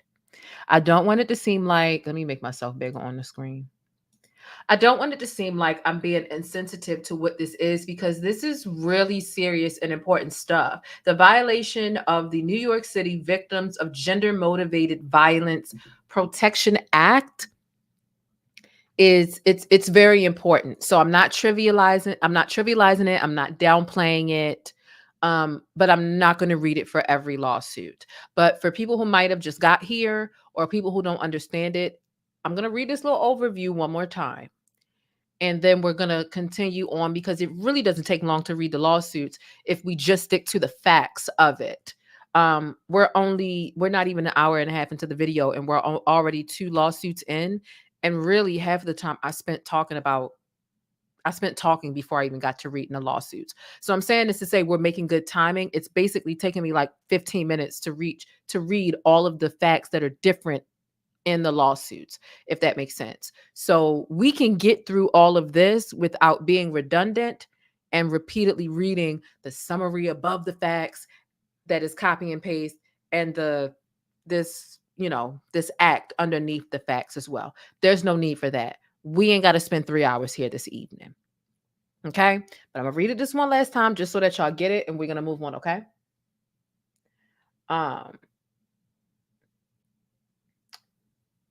So somebody said, okay, I got you. All right. Just so people understand it, and I think just so that we can understand it as best we can for right now. I'm gonna read a little bit of it, and then let's get into this. Though the plaintiff hereby incorporates each of the foregoing paragraphs as a full set forth herein. By forcing sexual contact onto the plaintiff, the defendant, Cuff Daddy, Deviant Diddy, Slippery Sean, committed a, quote, crime of violence motivated by gender, in quote, under the Victims of Gender Motivated Violence and Protection Act. Okay. The requirement that the crime of violence be committed because of gender or on the basis of gender, and due, at least in part, to an animus based on the victim's gender, is satisfied because the defendant, Deviant Diddy, Slippery Sean, Cuff Daddy, forced the plaintiff to engage in sexual interaction without consent. You know what? I'm not even going to read the full thing because that really wraps it up. You can rewind it if you want to. But basically what this says is that you targeted me based on my gender. And that is what this act is. And this is why the statute of limitations, you can get around the statute of limitations with this act, because obviously you came at me based on my gender because you wanted to take sex from me without my consent, whether it be booty sex, anal sex, oral sex, whatever sex. You were attracted to me. This had to have something to do with my gender. You're attracted to my gender based off of you trying to take sex from me. So obviously this has something to do with my gender, but it never crossed my mind. That's why I was confused, because I'm seeing a man on man today, and I'm like, how are you able to invoke this? And I really didn't know. It's an honest question. A lot of times we feel like we have dumb questions and we just keep it to ourselves. But in order for me to better explain it to you all, I had to ask one of my lawyer friends in order to get an answer. And that helped me to better understand it. And it might seem or sound ignorant, but ignorance is truly just a lack of knowledge. And I didn't know exactly how this, I've only seen this act in action one time in the past. So that was why my question was what it was. It's like, okay, if it's man on woman, woman on man, woman on woman, man on man, anybody can just invoke this act and say F the statute of limitations. If that's the case, anybody can invoke it. But if you're revoking someone's consent by drugging them and not allowing them to say, yes, I want to do this with you. Yes, I want to give you my butt. Yes, I want to give you my vag. Yes, I want to give you my mouth. And you're stealing that from them and you're interested in something. You're attracted to that gender. This is based on my gender. This is violence based on my gender because you're attracted to me in whatever capacity. So women can take this on with Diddy and men can take this on from Diddy. But that was what confused me at first because I'm like, this is a gender act. So women can take it on and men can take it on? Yes, because it's based on sexual violence. It's not necessarily rooted in the gender. It's based on you wanting to steal something from me as intimate as sex, which means you're attracted to me, which means this is about my gender. So that's kind of what that is. And that's my summary. And that's lawsuit 2. And we're moving to lawsuit number 3 now. Okay. We are going to be moving on to lawsuit number 3. Da-da-da, da-da-da.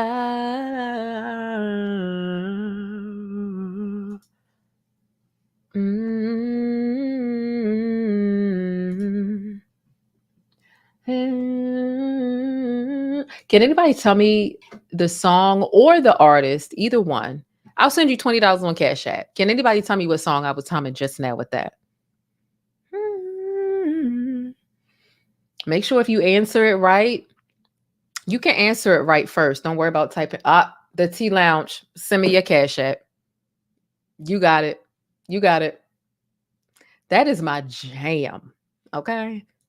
And I know I'm like kind of young, but like that is my jam.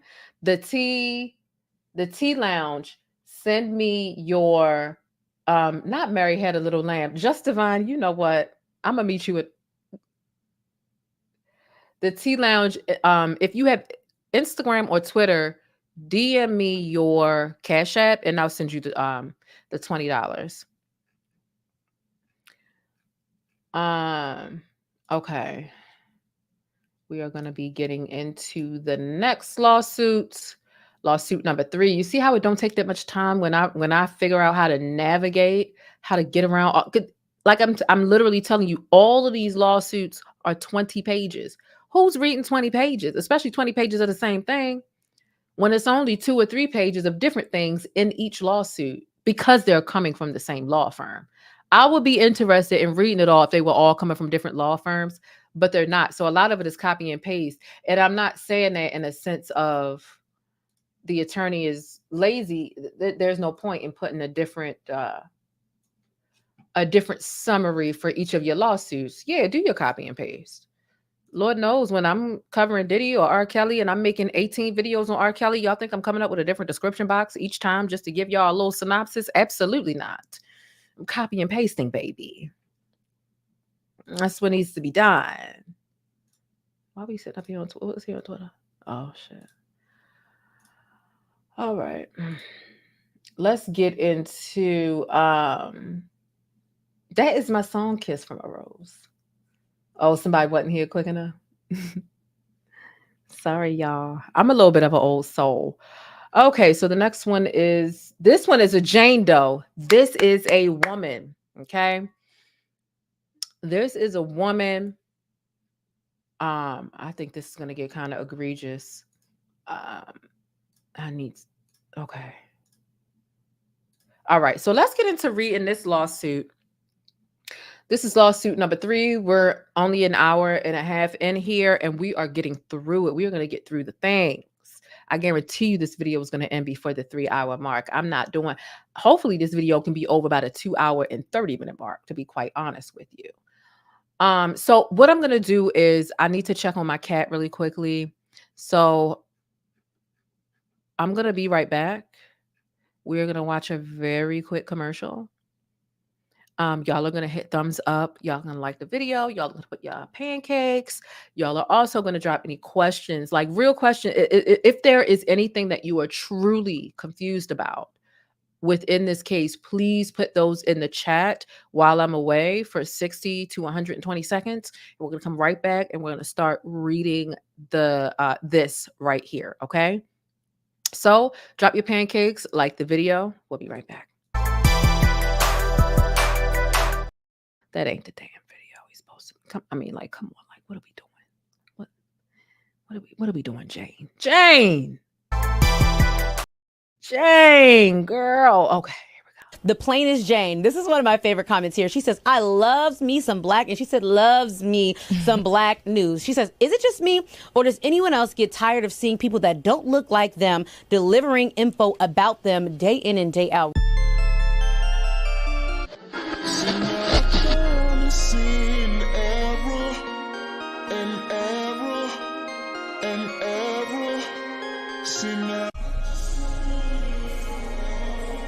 So wait a minute, you ain't joined the channel yet so that you can access special perks over here with the plainest Jane?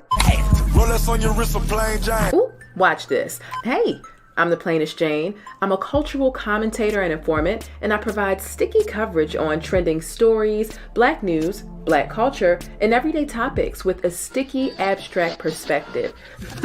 So get familiar with the perks. I've carefully curated all of these things, and it's just a little exclusive glaze to amplify the way that you express yourself. So get comfortable, get used to our official emoji over here. That is the pancake stack, because it's always sticky in Hollywood and in real life, and especially when you spend the time over here with the plainest Jane. Like I said, I hope you enjoy the exclusive glaze that I've provided for you to amplify the way you express yourself, and I hope you enjoy the digital vibe. Hey, listen, I always want you to keep it sticky, but be sure to think critically and independently, regardless of what you hear from me or anybody else. But most importantly, I hope that you're feeling all right, and hopefully you've had some time to tackle some of your invisible problems. I know I got a couple of new subscribers, and I just want to say thank y'all. I really do appreciate you. And if you're not quite feeling all right, this channel right here, once you join, it's going to help you kick back and decompress always, but it'll also keep you in the know with what's happening with the best black news, celebrity entertainment, and a splash of controversy. So again, get comfortable. The first drink is on me, all right? Act like you got some sense, and I'll see you around. But don't forget to keep it sticky 24/7 by following me on Instagram, but hit that notification bell so that you always know when I upload and you get your dose of syrup first. Now, with all that stickiness being said, the most important thing I want you to remember about this neck of the woods and the plainest Jane is Black Lives Matter. And if you don't agree, buy pumpkin. That would take you out. I don't play that shit. Now you gotta go for real. It's just that simple. Hey, look, whether you join or not, I do want you to stay beautiful, black, and blessed. And just know I appreciate your support. I'm your girl, the plainest Jane. And let's see what's happening in these virtual streets. You ready? All right now. This could be a crazy ride. I'm warning you now.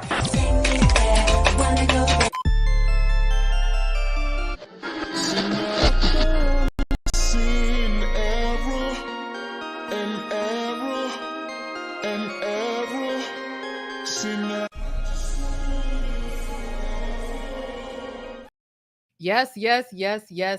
Shout out to the last person. Wait a minute. Why is this? Wait a minute. Hold up. Oh, I'll see. Shout out to the last person that commented.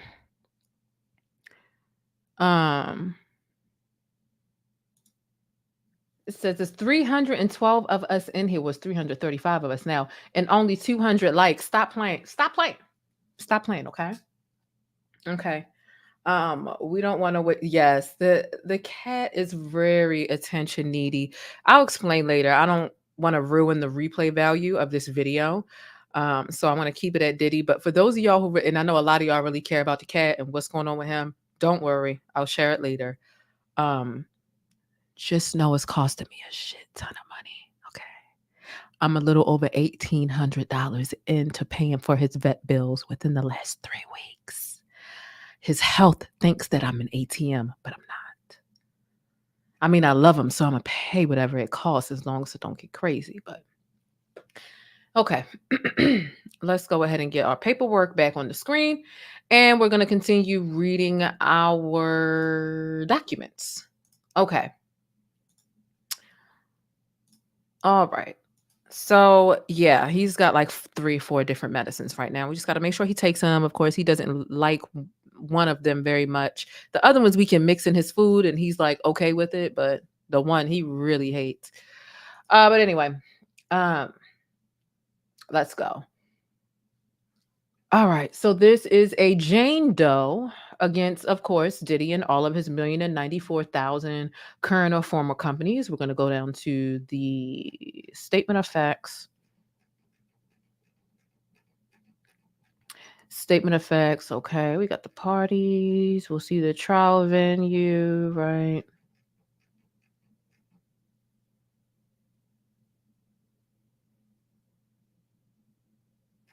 Mm-hmm. Jurisdiction, right. Jurisdiction and venue. Yep. All right. Here we go. Jury demand factual allegations. Here we go. This is lawsuit number 3. Damn, I meant to ask one of y'all to take timestamps for me. And I did not get a chance to ask one of y'all to do that in the beginning. So creating these timestamps is going to be something else. Where are we at right now? Lawsuit number 3, an hour 35 minutes. Let me write that down and then we'll start reading. I'm going to put timestamps in here to make it easier for you all. For the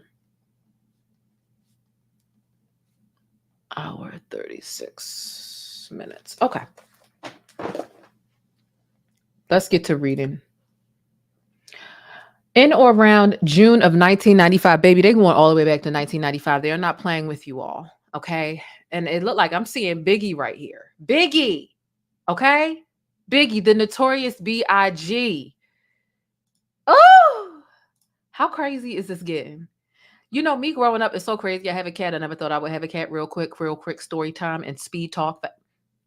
I had 2 Rottweilers growing up. The first one, his name was Notorious. His name was Biggie, Notorious B.I.G. We called him Biggie unless he got in trouble or he did something wrong. Then we called him Notorious B.I.G. He knew he was in trouble. That was my dude.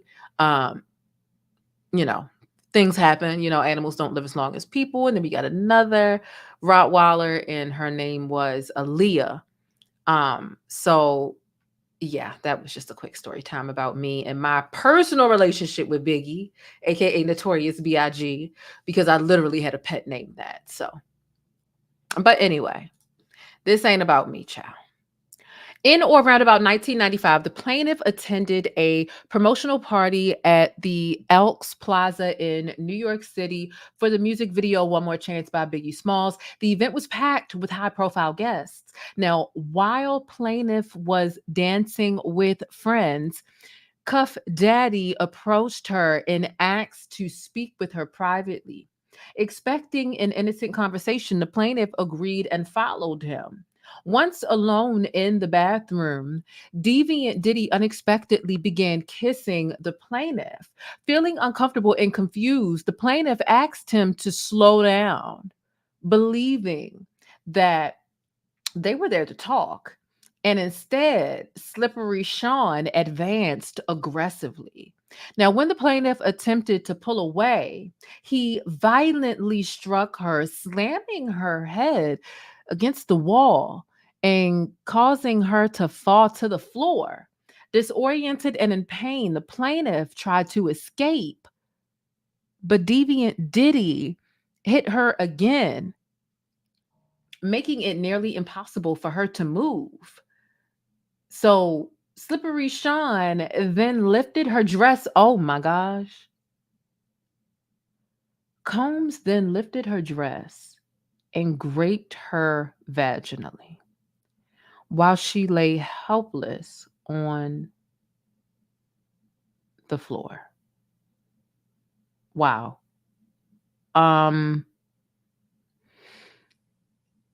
Wow.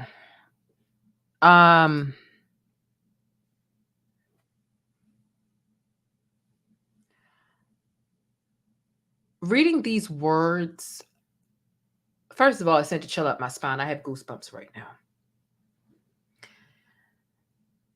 Second of all,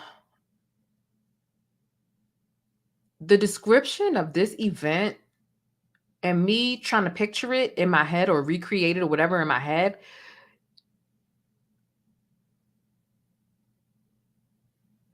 literally reminds me of the Cassie video. So I know there are some people out here, oh, they lying, they adding sauce, they capping. Are they really? Because this is almost verbatim to what we saw on the Cassie video in the hotel.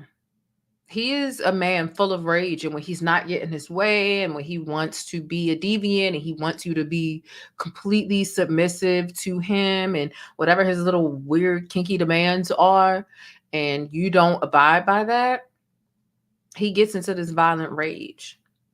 That's why it was so easy for him to play the Joker for Halloween.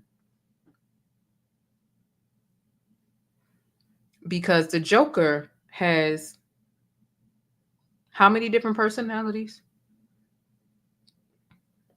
How many different personalities does the Joker is just so, the Joker just like start laughing out of nowhere. He'd be like, my big toe hurt. The Joker be like, the Joker it just weird. You can't clock it. It's not controllable. Evil. The world is about to end in 2 minutes. The Joker's laughing like he played himself that night. He walked around New York City with either a real or a fake automatic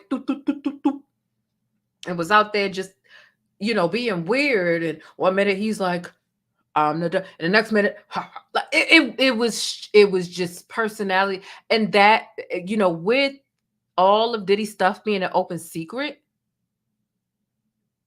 he has to change throughout these. When he goes into these, Ciroc meetings and whatever, he's got to be demure and control. And then when he come out and he want to be a deviant or whatever, or slap women or do whatever, he's got he's had to wear different masks in order to become the mogul that he's become. Honorary degrees, keys to the city. He's got a key to Miami. I think he still got the key to Miami. I'm not sure if they revoked that one yet, but then he got the key to New York.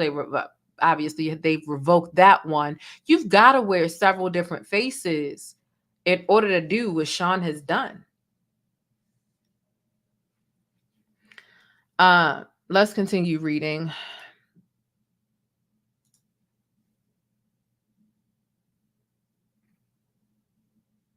Feeling uncomfortable and confused, the plaintiff asked him to slow down, believing that they were there to talk.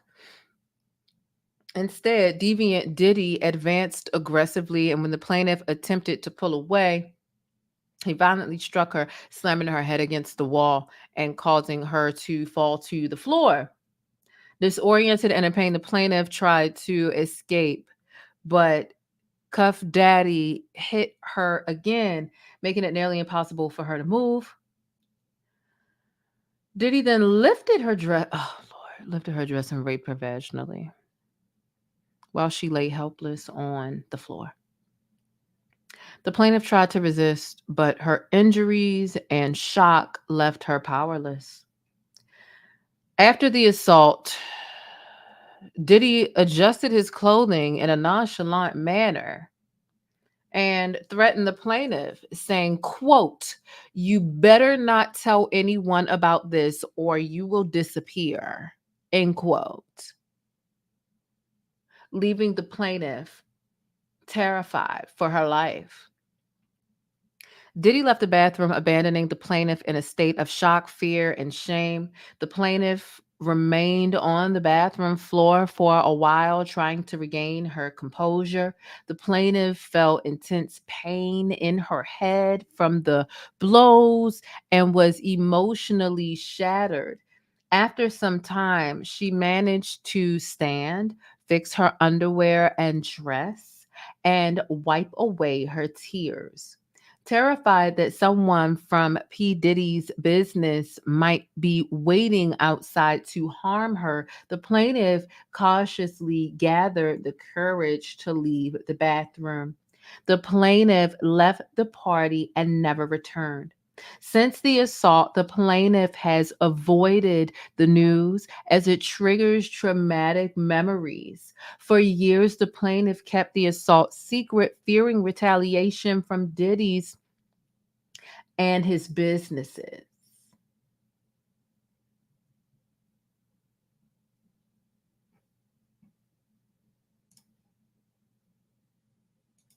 Wow. Wow. Okay. Um, I don't even know what to say because that's some really egregious and traumatic sounding stuff. Like, I really don't know what to say. And it's very rare that I'm speechless. So this is quite crazy. That's that. Let me see. We get down again into the, okay.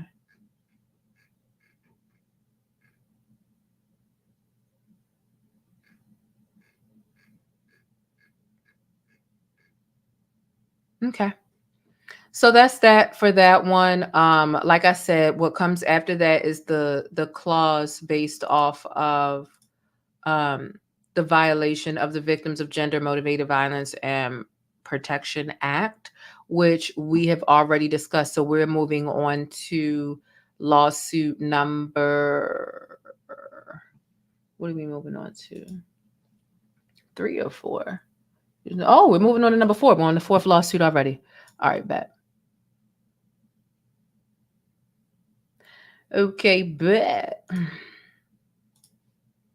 Thank you all so much. Listen, if you all are here and you're watching, I know it's late. I know a lot of us are nosy. I know a lot of us are nosy, but if you are here supporting the stream in whatever way that you can, I am just grateful for your attendance and your trust and trusting me to bring you this information. No, I'm not the first to bring it to you, but y'all know I like to study stuff before I bring it. I'm not the type of person where I'm like, oh, I want to be the first. Let me go live and not know what I'm talking about. And like, that's never been me. I don't have to be first. I really don't. I want to be accurate and I want to have as many details as possible. And that's not even in a competitive sense, but I'm not trying to go live and just read y'all an article or read y'all 2 articles. Like, no, we're going to get down to the nitty gritty and what it really is. And also some of my theories and how I think it's going to go. I think that my theory is very accurate, right? And it's just my theory, and I'll call it that. It's my theory. It's my opinion. Nobody knows what's really going to happen. But this really feels like deja vu. It feels like the R. Kelly trial all over again. And I think that correlating the two together is kind of like valuable stuff, just helping people understand the system. A lot of people don't understand how RICO works, and they feel, oh, y'all trying to throw the book at the black man. No, this was a RICO. He used his businesses, and part of those businesses and the people that he had assisting him to abuse and neglect and intimidate and coerce and frighten, and all, you used employees of your businesses in order to get away with all of that. Baby, that's a RICO. It's not your traditional RICO, but people need to understand this.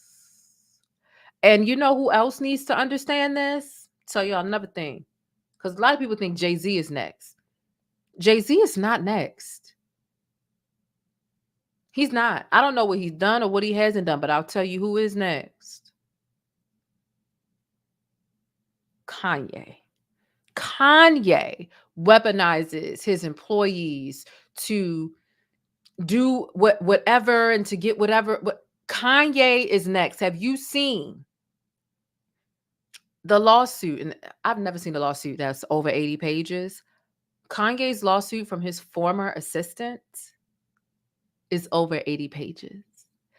And the things that Kanye was instructing his employees to do to inflict pain, harm, an unsafe environment upon other people, that is what gets you in the RICO. And it's, you can think it's as simple as you want to think, But if you have a business and you instruct an employee to do harm to someone else, okay, that's one employee.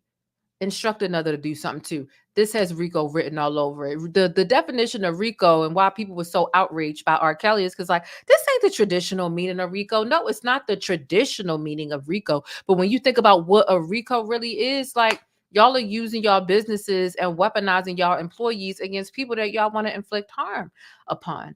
And this is the new face of RICO. This is. So y'all really need to get in and realize y'all can't just be hiring people and saying, I want you to whip their ass. I want you to stalk them. I want you to help me grate them by getting them ready and trapping them into a room. If you had all your employees helping you be a sexual deviant, that opens you up to a RICO. And stop acting like you don't understand it, because we are online explaining it forwards and backwards and side to side. And you've seen it happen with Robert. You just don't want to believe it. So if you walk down that road and you walk down that aisle, that is your fault. Whether you just having people regularly beat up or whatever the case is, if you're weaponizing the assets of your business to cause harm to other people, and that's essentially what it is. If you have a business and then you have an employee of the business and you tell that employee, go cause harm upon this person because I'm mad. You using your business assets to fuck somebody over. That's RICO, baby. Especially when you got more. If it's just an isolated incident with one employee, all right. But once it's been happening year after year, different employees and all that, This is what it is. Open your eyes. Open your eyes.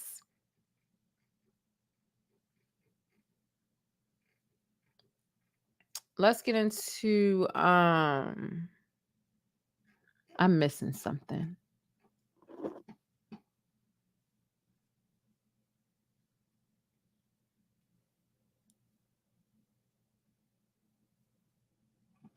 I want to shout out Street TV, but I'm trying to find the damn. Oh, here it is. I want to do content. Oh, shout out to you, Street TV. You can email me, or you can DM me on Instagram or Twitter. We can talk.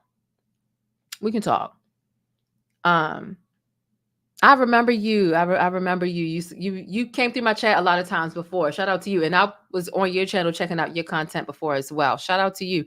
If you do want to collaborate or do some content or, talk behind the scenes, definitely, please don't hesitate to contact me behind the scenes, email, Instagram, Twitter. I'm in all three of those places all the time. Okay. All right. What are we on to now? Let's see. Lord, I forget what lawsuit was I on, child. What lawsuit was I on? This might be the new one. Let me see. Okay, this is the next one. So here we are. Let's make this larger on the screen.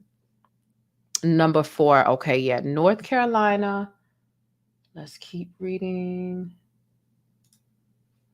North Carolina. All right.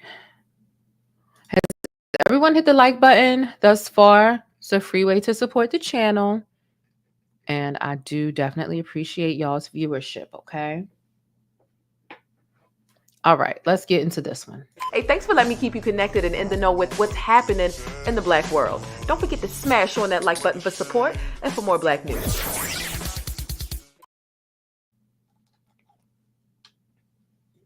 All right, so let's get into lawsuit number 4. Like I said, these were all filed today. This is a John Doe. So the last one was a lady. This is John. I have a feeling. Wait, is this the Ohio one? Because this might be the one with the minor. Ohio, man. Yeah. Number 4? No. Ohio is number 5. Okay, we're on number 4. The next one will be with the minor. This isn't the minor. Okay. All right. So same summary up top. We are going to get down to the summary of facts after they get through talking about how they're requesting a jury trial, what the venue is going to be, blah, blah, blah. That is so not important until we get there. And we're going to scroll. Make sure y'all can see. Okay, yeah, y'all can see. Jurisdiction, venue, jury demand. Okay, factual allegations.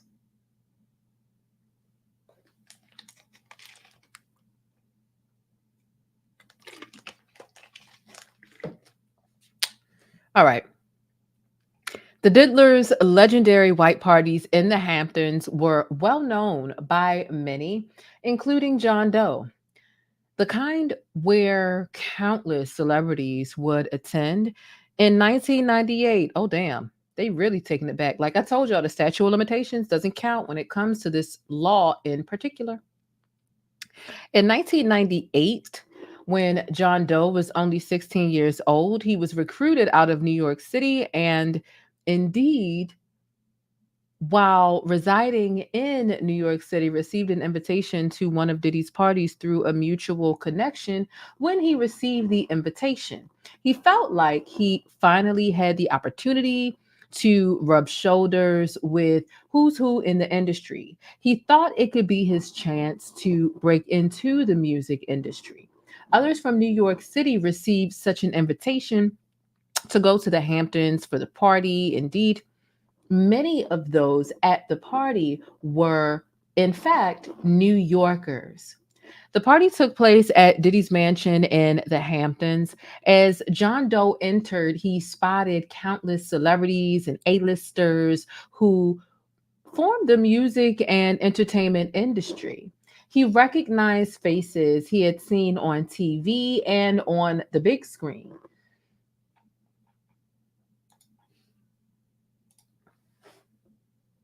Now, excuse me for playing semantics, but what's the difference between TV and the big screen? Is TV what you watching at home and the big screen is the movies? I guess if we being literal, yes, because the screen at the movies is definitely bigger than our home televisions. But let me stop being.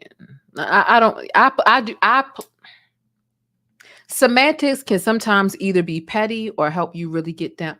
Let's keep.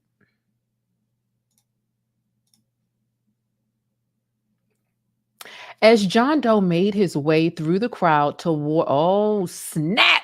When I skimmed through this earlier, I saw this photo and I was like, oh snap, they redacted the lady's face. But I didn't skim through it enough to see that this is a John Doe. So this is a guy. This is a guy.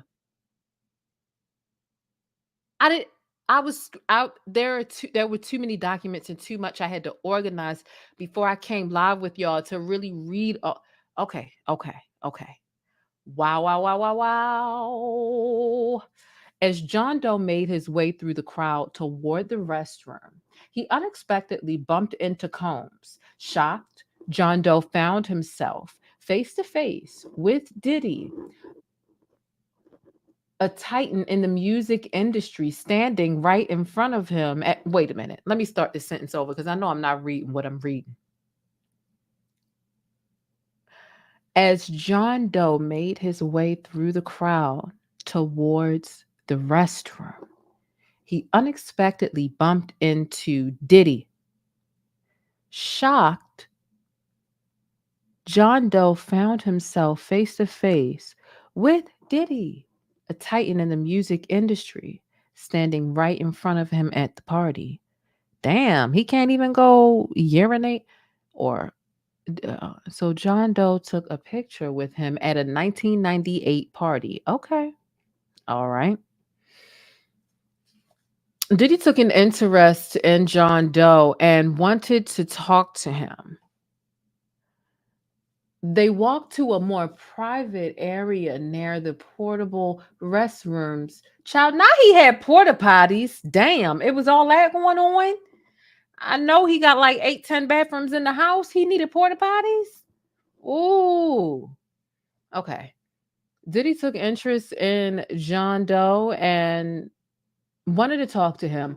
They walked to a more private area near the portable restrooms brought in for the party. There, John Doe told Diddy he was a big fan of him and shared his dreams of becoming a star. Now, Diddy smiled. Oh, Lord, he taking advantage of the vulnerable. telling him he had potential and, quote, the look. Now, when John Doe admitted his voice was not great, Diddy assured him that did not matter. Diddy made clear that the only thing that mattered was having the right look for the industry. And with it, Diddy could transform John Doe or anybody into a star.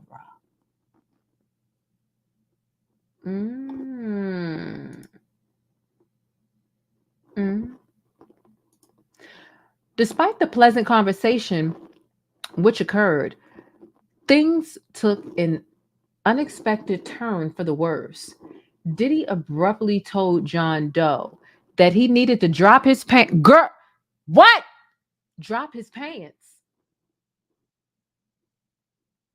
Was this a grown?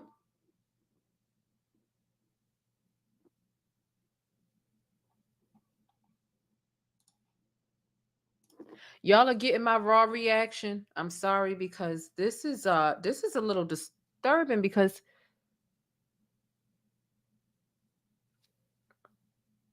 let me just keep.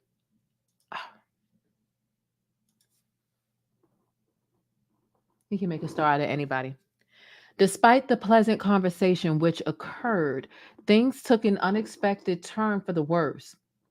Diddy abruptly told the man that he needed to drop his pants. John Doe, caught completely off guard, confusingly asked Diddy to repeat himself. He said, "Nigga, say that again." I know you ain't just say what I think you said. Say that again. Diddy made himself clear. Oh, now he made. Okay. He instructed John Doe to drop his pants and expose his penis so that Diddy could inspect it. Girl, inspect it? Oh, no, not you, an eggplant inspector. Are you? What? Hold on. He instructed to drop his pants. Wait a minute. He instructed the man to drop his pants and expose his penis so that Diddy could inspect it, explaining it was a rite of passage.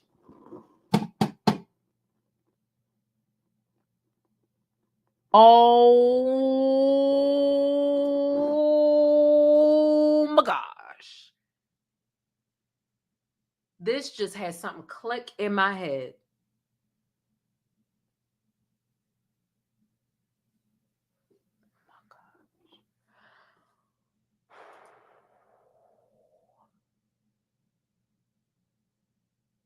It was a rite of passage and the route to becoming a star, and also as a way to prove himself. Quote, "Don't you want to break into the business?" End quote.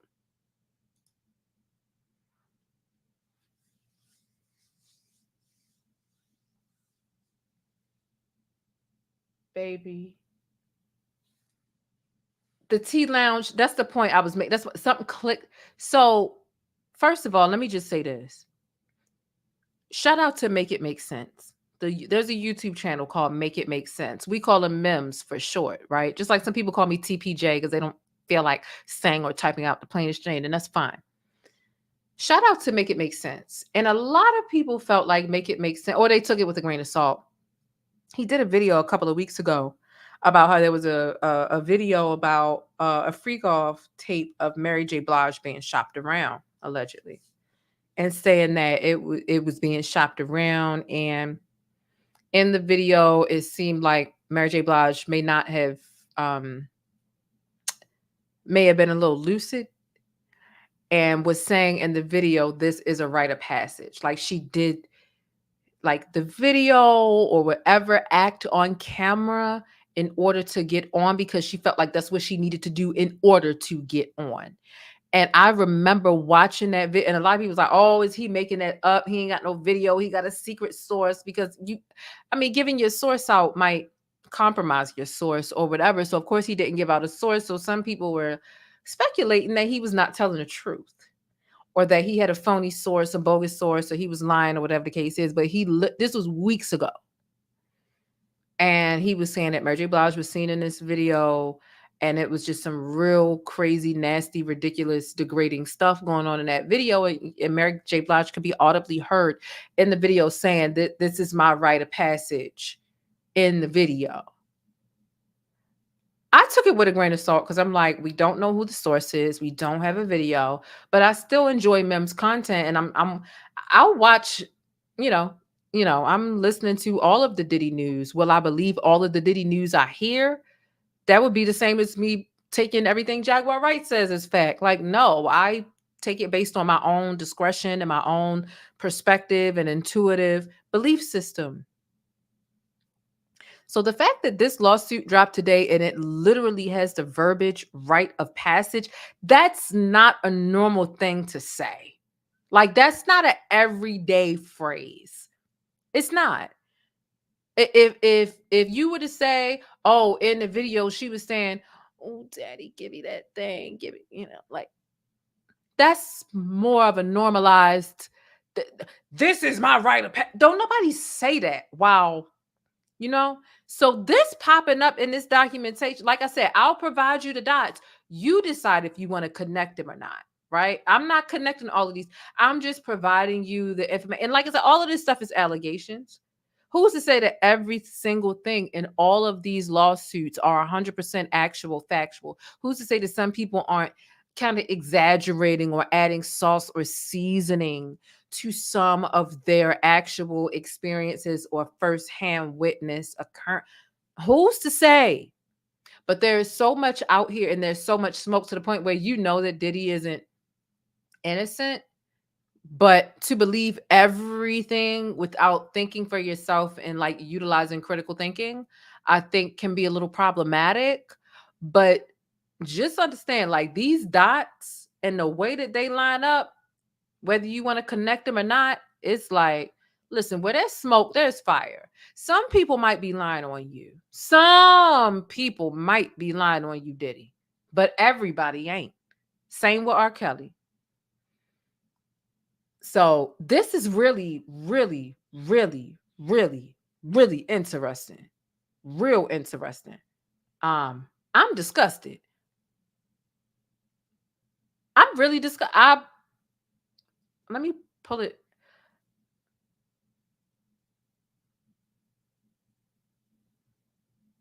Oh my gosh, everybody's body language in the Diddy videos, from Justin Bieber to Mary J. Blige, it's a lot.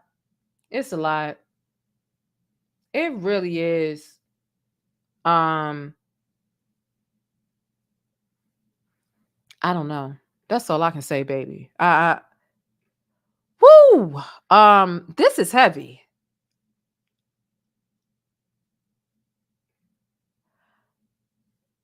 This is heavy. Okay. Okay. Let me bring it back in and let's keep reading.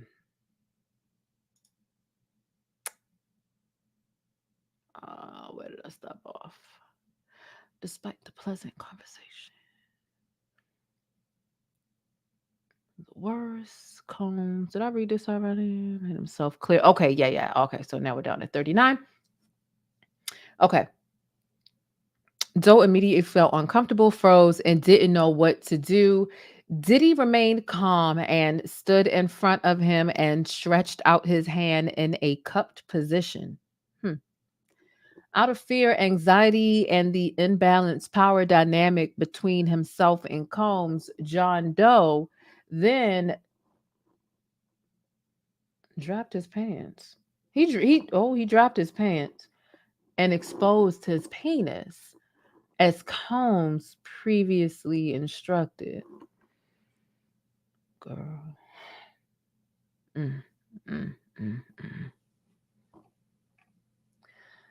So did he move closer and grabbed at the man's Johnson and genitals with his hand? He firmly cupped and held onto the genitals for an extended period of time.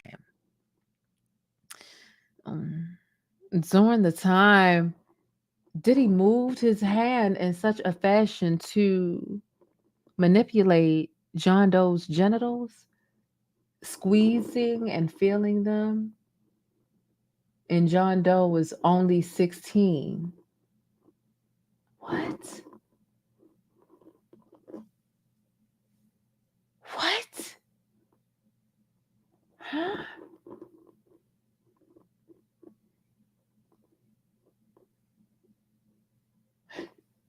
Now, wait a minute. This is law. Let me write this down for when I get to the next one, because it's just so much information. It's very easy to get confused. Let me write this down, because this one say he was 16 too, but this is not the Ohio one. This is number 4. I have the Ohio one. I took a screenshot earlier and put it in the Discord. And the Ohio one mentioned a minor who was 16. And this is the North Carolina one. So, what's really going on? I don't know if y'all following me or I'm on some sort of like content creator sort of rant, but nah, for real. I saw minor, and I have all 6 of these lawsuits today. I saw minor in another one. How am I seeing minor in this one as well?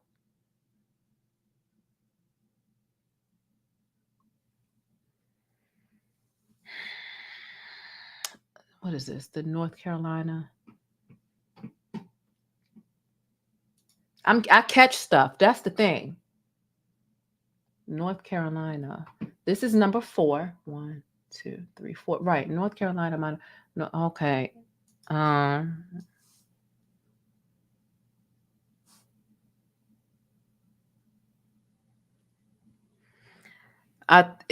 Hopefully I'm not mistaken.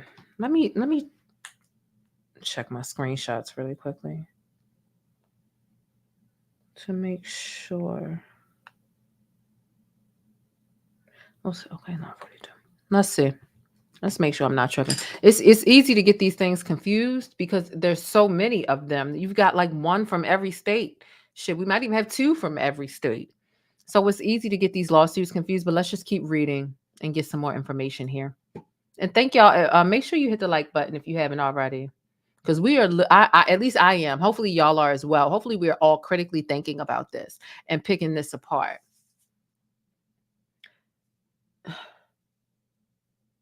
Grabbed his penis and genitals. Diddy moved closer, grabbed his penis and genitals. He firmly cupped and held on to his genitals for an extended period of time. During the time, Diddy moved his hand in such a position to manipulate the man's genitals, squeezing and feeling them. The John Doe was only 16. Combs abruptly then let go of John Doe's genitals and told him that his people would be in touch. Diddy continued with his party as if nothing happened. But for John Doe, everything had changed. John Doe eventually recognized Diddy sexually assaulted him by and through his power and influence over him, because he knew he wanted to become a star. As a result of Diddy's sexual assault onto John Doe while he was a minor, John Doe experienced damage, including pain and suffering, mental anguish, physical impairment, and emotional torment. The interaction continues to humiliate and cause shame on John Doe. No, I think this was the one I was reading earlier. Hopefully there's not another minor. Well, there really shouldn't be anybody. Okay, yeah, this is the one I was reading earlier. Okay, got it. Because of Diddy's power and notoriety, the plaintiff was afraid to report what happened. So John Doe became yet another sexual assault victim of deviant Diddy's through the same pattern and abuse of influence that Slippery Sean exerted over others previously. Wow. That sounds crazy. Now, keep in mind, these are all allegations and whatnot, but this is what's being said. That's lawsuit number 4. Let's get into lawsuit number 5. Okay, we're at 214. We're not doing too bad time-wise. Not too bad. We could be doing better, but we could also be doing worse. And one thing I'm famous for doing is being long-winded and going over my time. And I'm trying to do better with that. But I came up here to read y'all 6 different lawsuits today. So we can't expect that to be in our video. But we are doing better. We are improving. Okay. All right. The next one is another John Doe. And you can feel it in the air.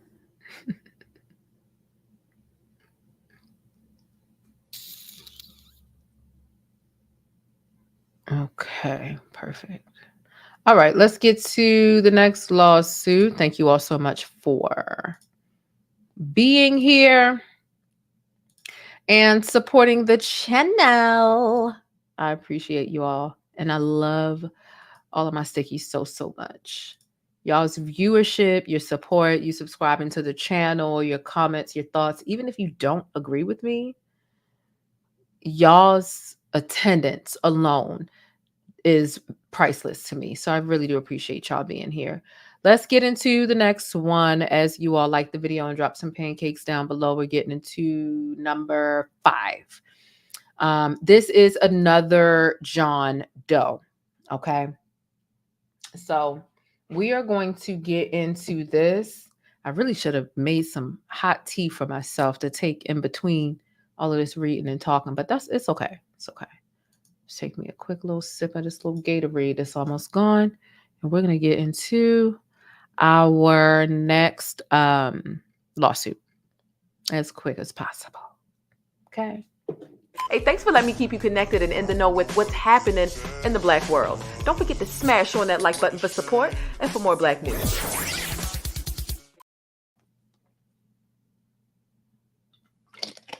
All right. Let's keep going. Okay, so we can see. Let me make sure y'all can see. All right, bet.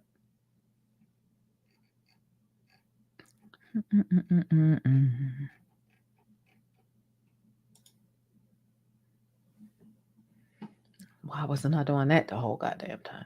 Shit. Anyway.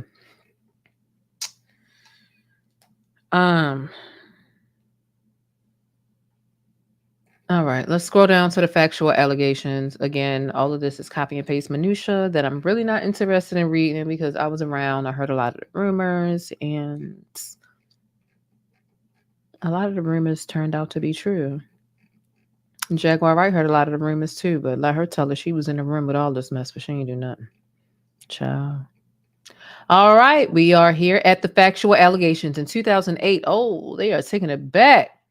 This probably when he was still called Puff Daddy in 2008, was he not? All right. That looks so great. In 2008, plaintiff worked as an advisor for Echo Clothing. Echo Clothing is, oh, excuse me.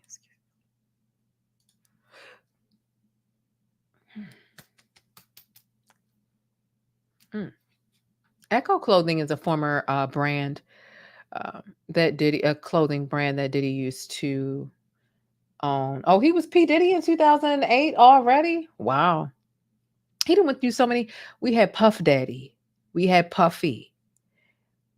We had P. Diddy. We had Diddy. We had Love.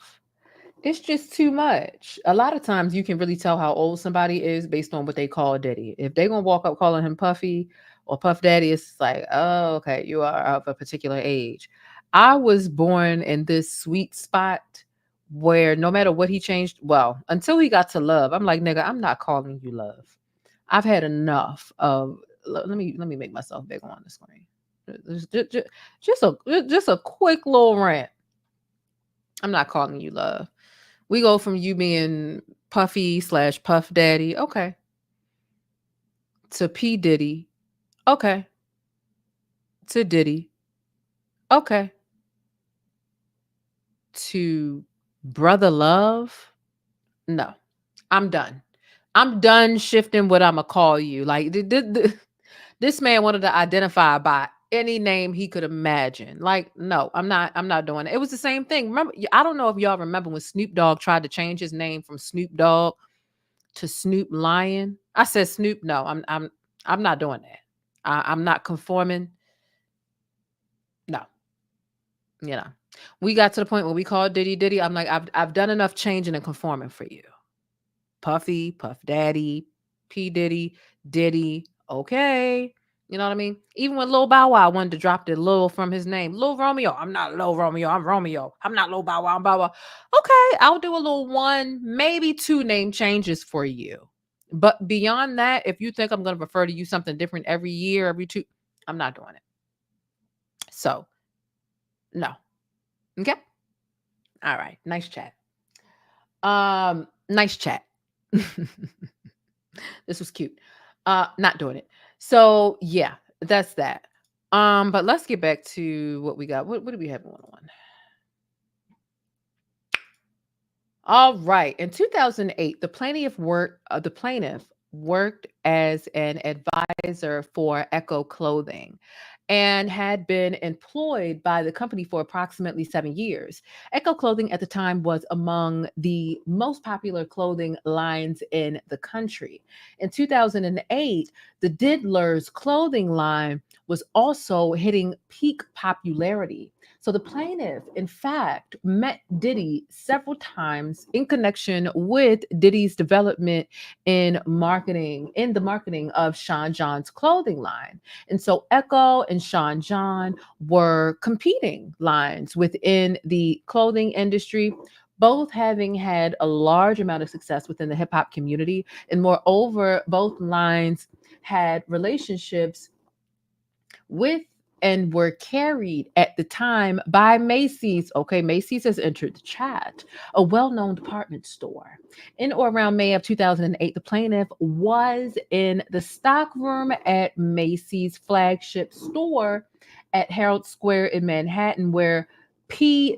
Diddy and 3 of his bodyguards entered the stockroom.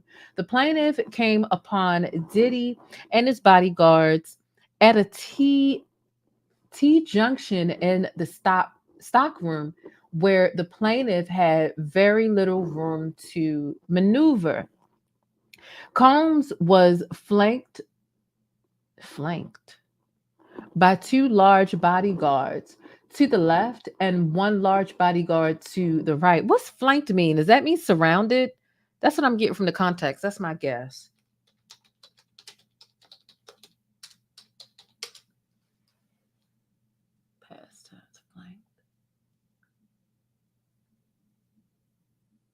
Yeah, by the side, be on each side of, yeah, basically surrounded. Okay. That's what I was getting. Child. Immediately after turning a corner in the stockroom, the plaintiff was hit hard around the base of his neck, possibly with a pistol. The blow forced the plaintiff to his hands and knees. As the plaintiff looked up, he saw that each of the bodyguards had guns in their waistbands, and the plaintiff heard multiple voices call out things like, "I'll kill you!" Oh my. I don't like that, y'all. I don't like that. This is what like. Ring the alarm. I've been through this too long. Call it. Where they at? Where I'm trying to call the people. See, this is why people can't call the people. I got the people. Where the people at? I got them on speed dial. Oh my gosh. Oh, here they go. Police! Help! Police! Help! Police! Help! Help! Police! Help!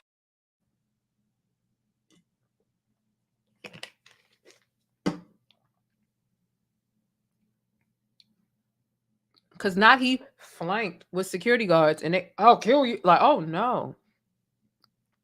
You know why? You know what this reminds me of though? Like on some serious shit.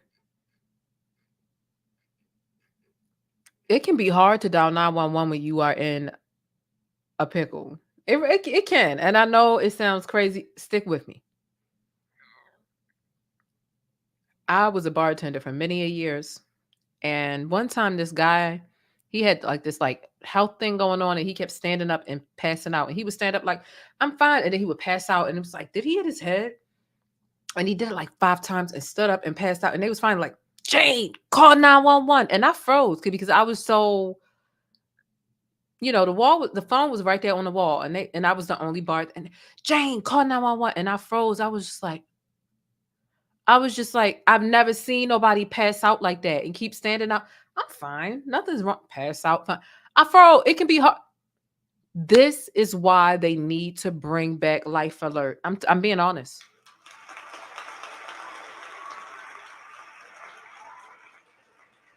I don't care how old you are. Okay. It ain't just our grandparents that need Life Alert, baby. Them people showed up there to do what to you? Baby, all you had to do was hit the button on your lanyard. Life Alert. Baby, hit your Life Alert button so they can come save your life. Save your butt's life. Save your mouth's life. Save your vagina's life. Save you. You know what I mean? Bring Life Alert back. You know? Everybody ain't got time to. People be trying to snatch your phone when you dial 911. I've literally been. People will snatch your phone. You got to dial 911. You got to hit send. You got to tell the people what it's about. You need a button you can hit where they just show up and you ain't. By the time I hit the button and you snatch my Life Alert, baby, they already on the way. And that's what I'm gonna say when you take it too. I'm on the ground. You trying to beat me up? You trying to do whatever? I already hit the button. You just snatched my necklace and threw it over there. You won't be hitting Life Alert today, bitch. Bitch, I already hit the button. They already on the way. You got 80 seconds to do what you want to do to me. Bring Life Alert back. I'm serious. I'm for real. Bring Life Alert back. Like dead ass. Like I want Life Alert myself.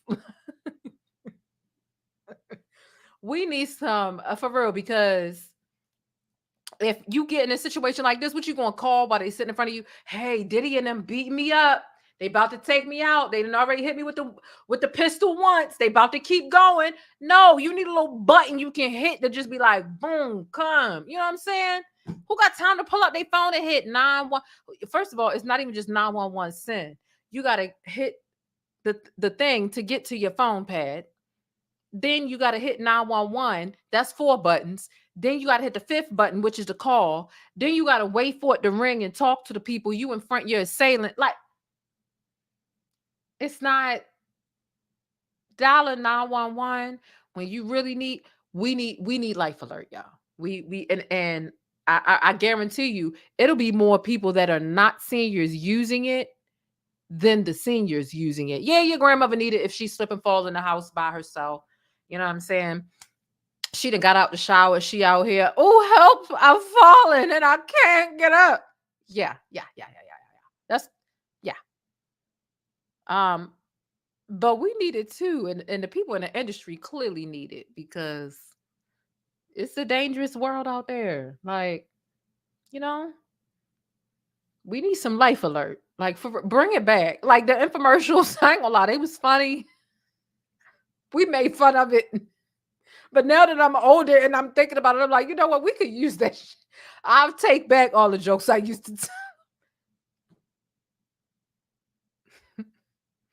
Bring back Life Alert, please. Bring it back. Bring it back. Okay. Grandma on the floor, the commercial, the lady was the commercial, they knew what they was doing. Help, I'm falling and I can't get up. Like, who thought of that shit? Like, okay.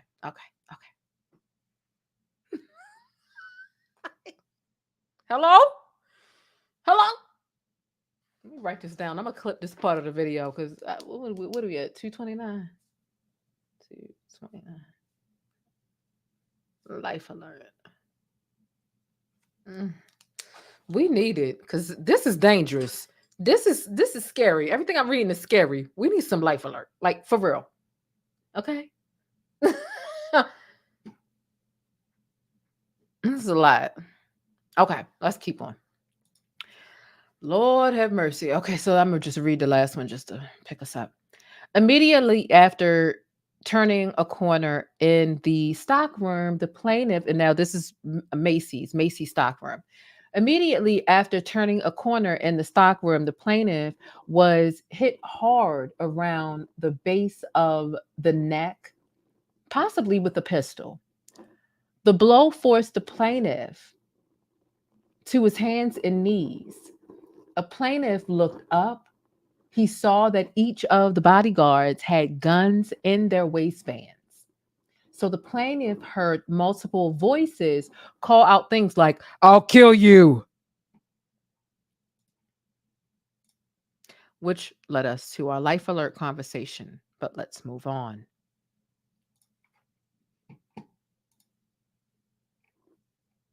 Okay, so Diddy approached the plaintiff while the plaintiff was still on his hands and knees and said, "Oh my God. Girl, what? Oh my goodness." Let me start the sentence over, but I'm going to highlight what he said.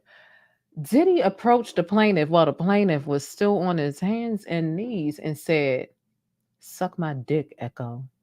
Girl, what?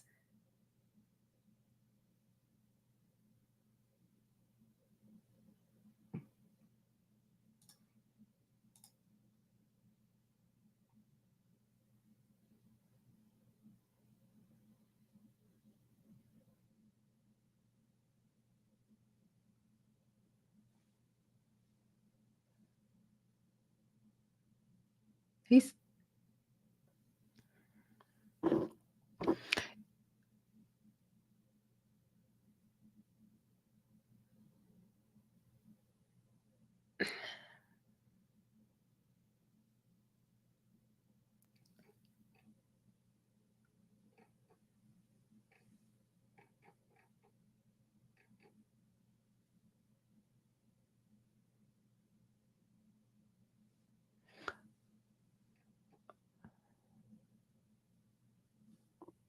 He said, "Suck my dick, Echo."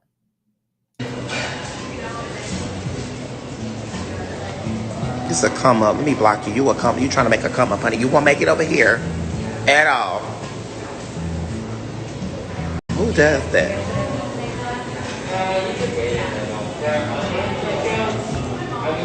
Yeah.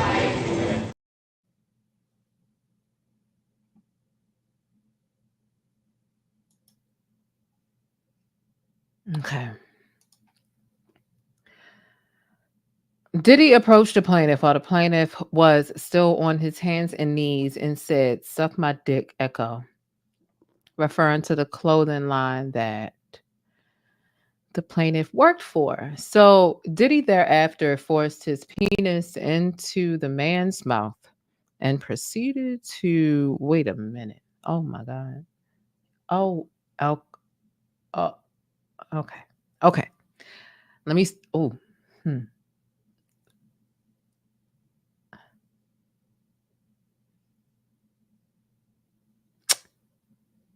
Diddy approached the plaintiff while the plaintiff was still on his hands and knees and said, "Suck my dick, Echo," referring to the clothing line that the plaintiff worked for.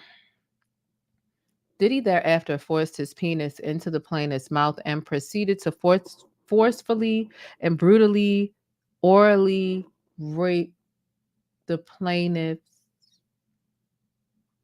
Orally rape the plaintiff.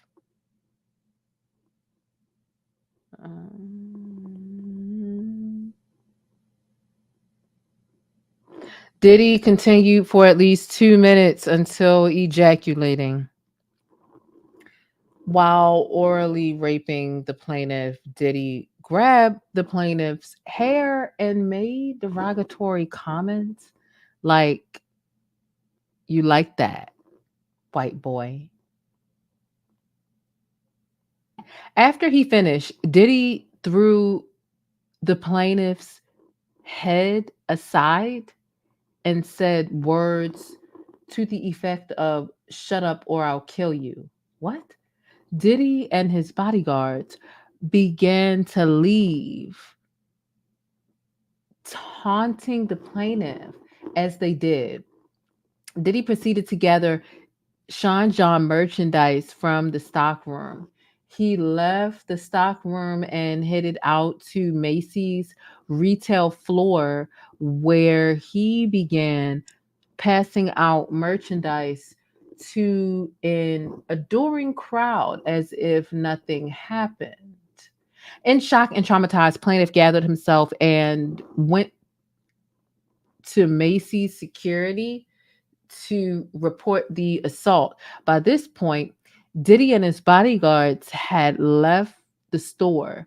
So the plaintiff was told that someone would speak with him, but no one ever did.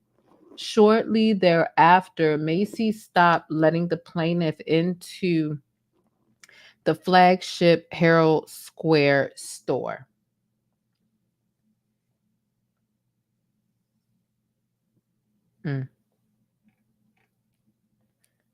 Approximately 3 weeks later, some person named Terry, CEO of Macy's, pressured Echo executive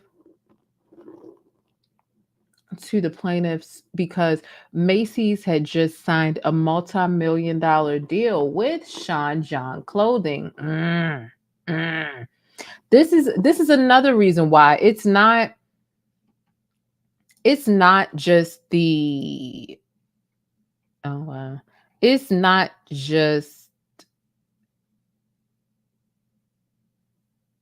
it's not just the person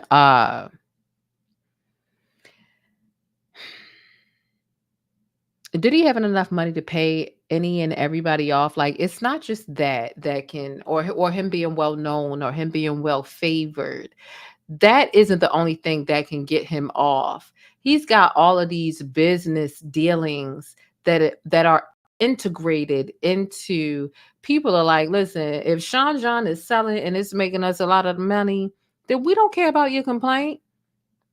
This person is complaining to Macy's because they worked at Macy's. This happened at Macy's. They tried to tell somebody at Macy's that this was going on. Macy's ignored this person because Sean John and any other business that Diddy had going on at that time was making them a lot of revenue. They don't really care about the safety of employees, but let you shoplift and steal a shirt or a scarf out of there. You'll be in jail tomorrow. But let you be an employee, and I'm talking about a shopper. But let you be an employee who was this is an employee who was actually mistreated on the clock, on the premises, in the premises, by a person who actually makes some of the brands that are being sold there. And you went in there and you did that, allegedly.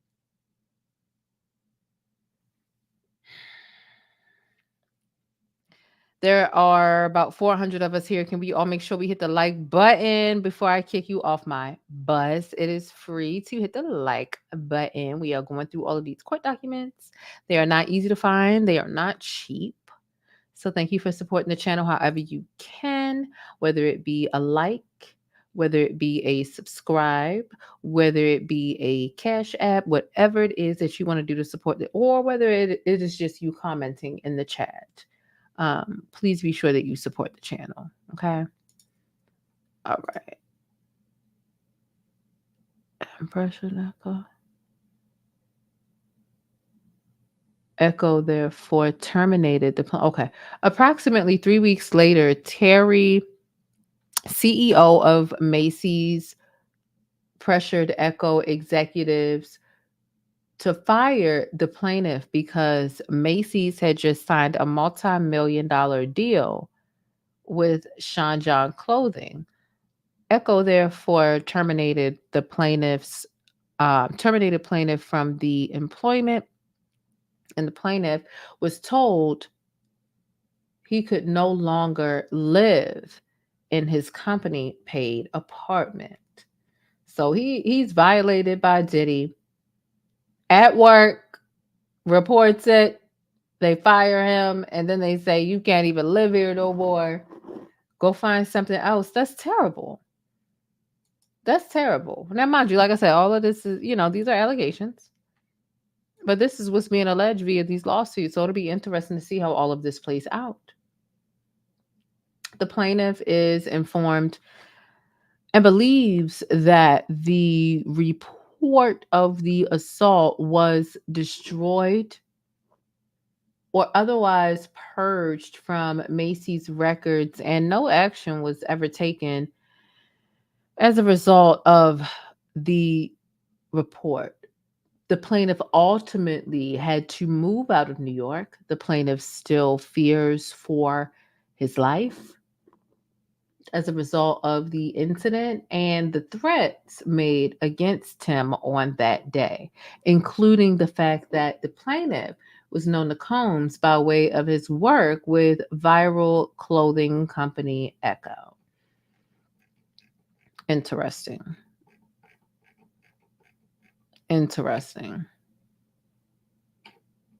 All right, so I believe we have one more to go.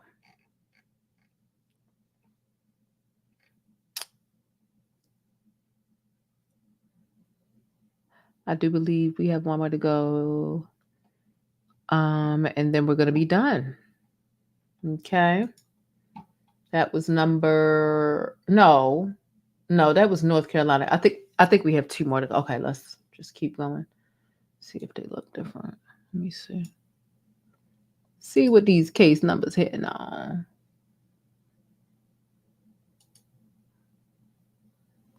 Oh no, look like we really might have one more to go.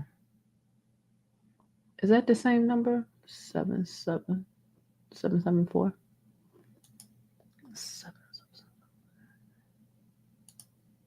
Oh yeah, looks like we only do have one more to go. Okay, we're not making bad time. Let's go ahead. Let me make sure. Let me see. Can I find the word Ohio here? Make sure. Let me just make sure I'm not tripping. Yeah, Ohio's.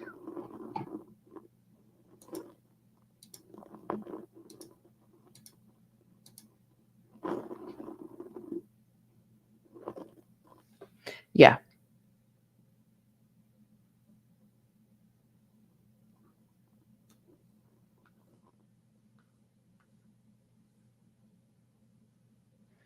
Okay. Yeah. All right. We've got one more to go. Big booty. And apparently it's a woman in Tennessee. So we are going to get into that. And then we're going to get out of here because it's late. I'm tired.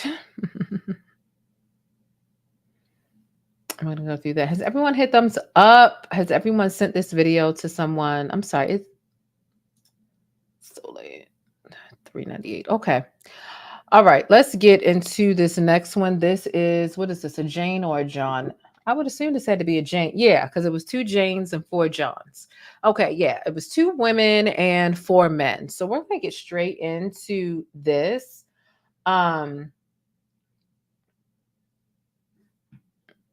And let's go ahead and get into the... I know that's not you.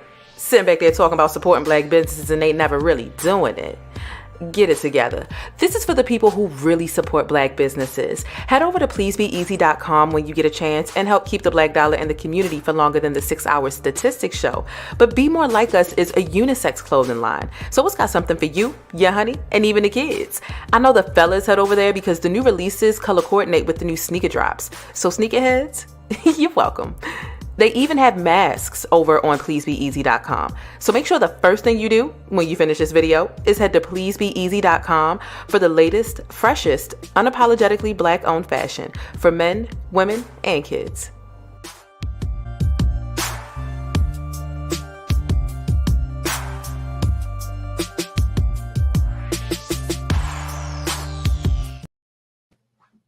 All right, so let's get into this. This is, oh wait, can y'all see everything? Let me make sure I have it. Okay. Make sure y'all can read along with me. You know, my eyes are bad, but making it big for y'all will allow y'all to be able to read it better. Because it's big as hell for me, but it's just a little smaller for y'all. But okay. As you can see in the top, this is Jane Doe. This is the 6th and last lawsuit of this video. Like I told y'all in the beginning, there were 2 women, 4 men and 2 women, and one of which was a minor, and that was a guy. It was a man. So that's that. I'm cold. I want to turn my heater on, but that's going to be too loud. And we're going to get into reading this. Okay. Let's scroll down.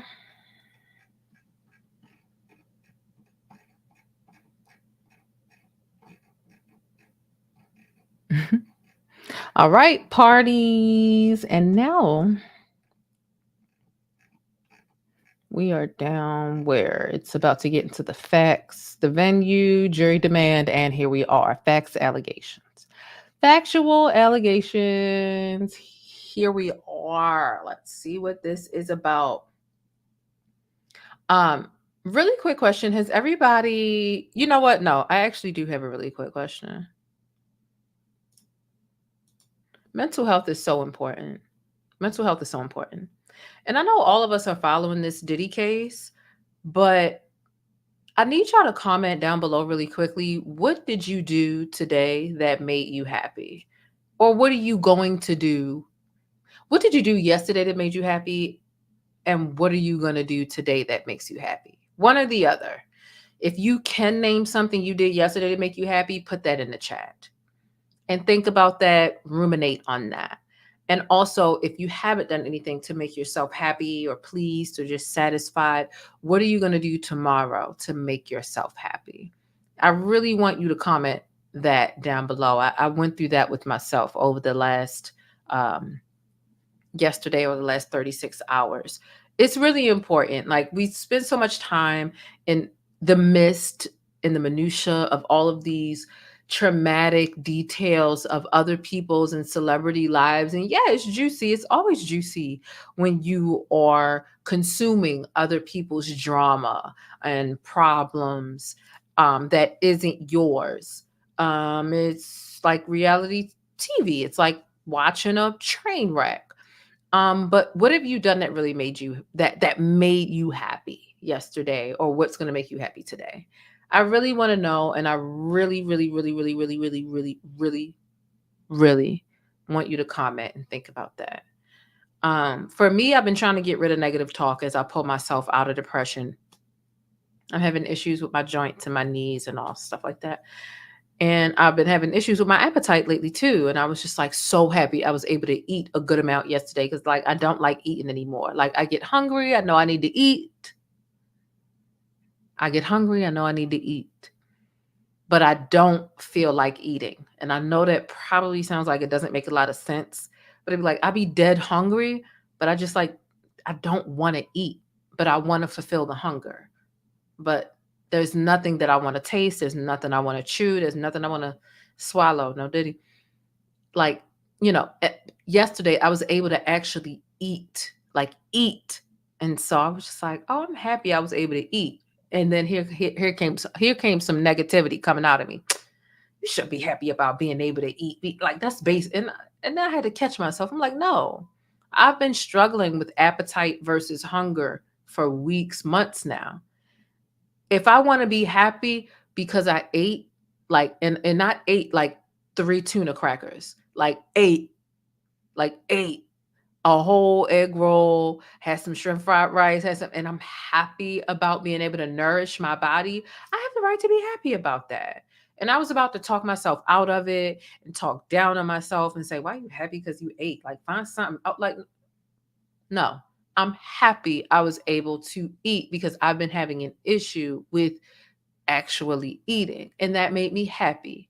And I should be able to relish in that and just be proud and feel happy and feel accomplished, because I've really been struggling with appetite versus hunger, feeling very hungry and hangry, but still feeling like I don't want to eat. And that's like my own issue, and however I got to work that out.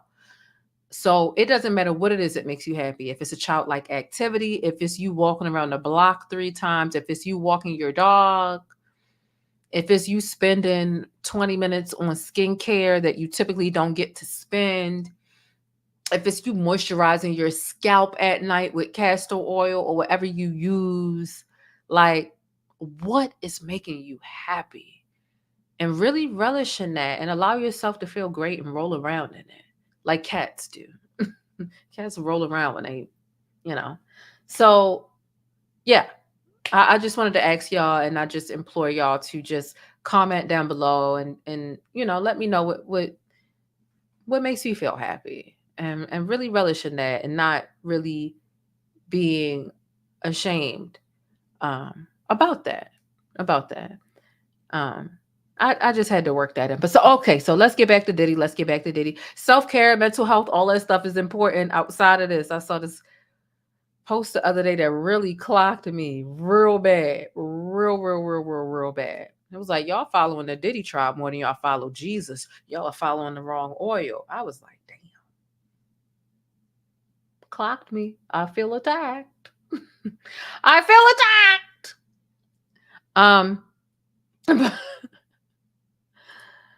But no, for real. Matter of fact, I'm put it on the screen so y'all can screenshot it. And just remember, like, we can talk about this Diddy stuff all day long. Yes, it is, important. We're all talking about it. We all care about it. Like, whatever you want to call it. But please don't lose track of your own life. Please don't lose track of your own life while you're trying to keep up with the Diddy stuff. Okay? Like, literally, this is the post. It said, y'all are following the Diddy trial or the Diddy story more than y'all are following. And it was the actual video. So the video was funny. I just took a screenshot. It was like, y'all are following P. Diddy's story more than y'all following Jesus. Y'all worry about the wrong oil. And listen, whether you believe in Jesus, God, Allah, Yahweh, the universe, karma, whatever it is you believe in, the real point of this post is, I see a lot of people putting all of their interest into this Diddy stuff, and what's going on with their real life belief systems. Do you believe in anything bigger than yourself? And are you still putting energy, effort, understanding into the, so I just wanted to say that. And I'm moving on. We're not about to get religious up in this mother trucker. But I'm just saying.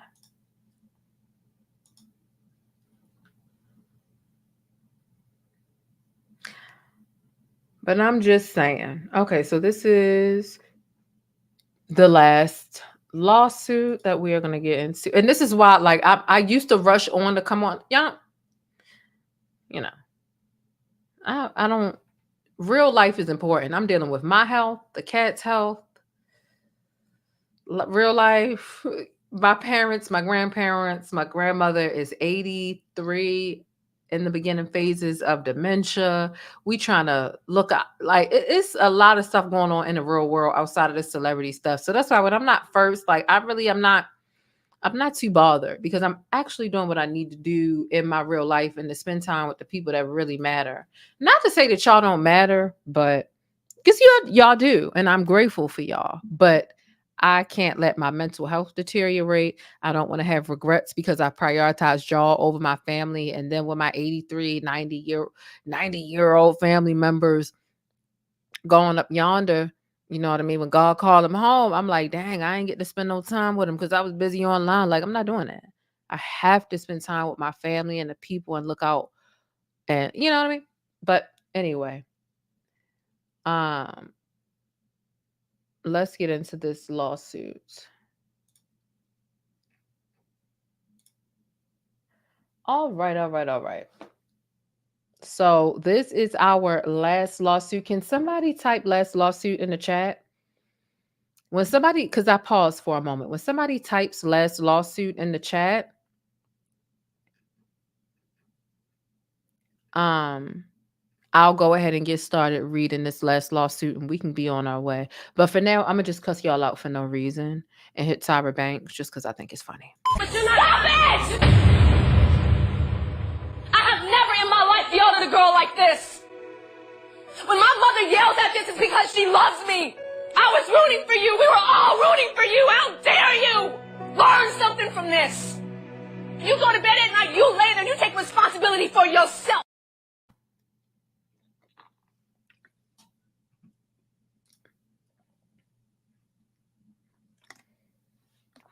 All right.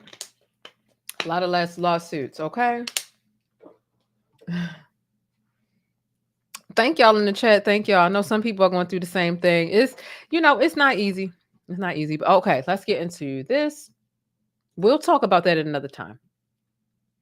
Hassan Tahir show. I'm doing great. Thank you for asking. Okay, factual allegations. Combs and his staff regularly and this was, wait a minute. Let me try to remember. This is a Jane Doe. So this is a woman. Okay. All right, let's get into it. What's the timestamp here?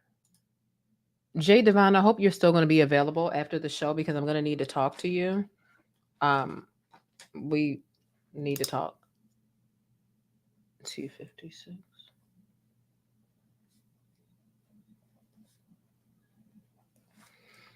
All right.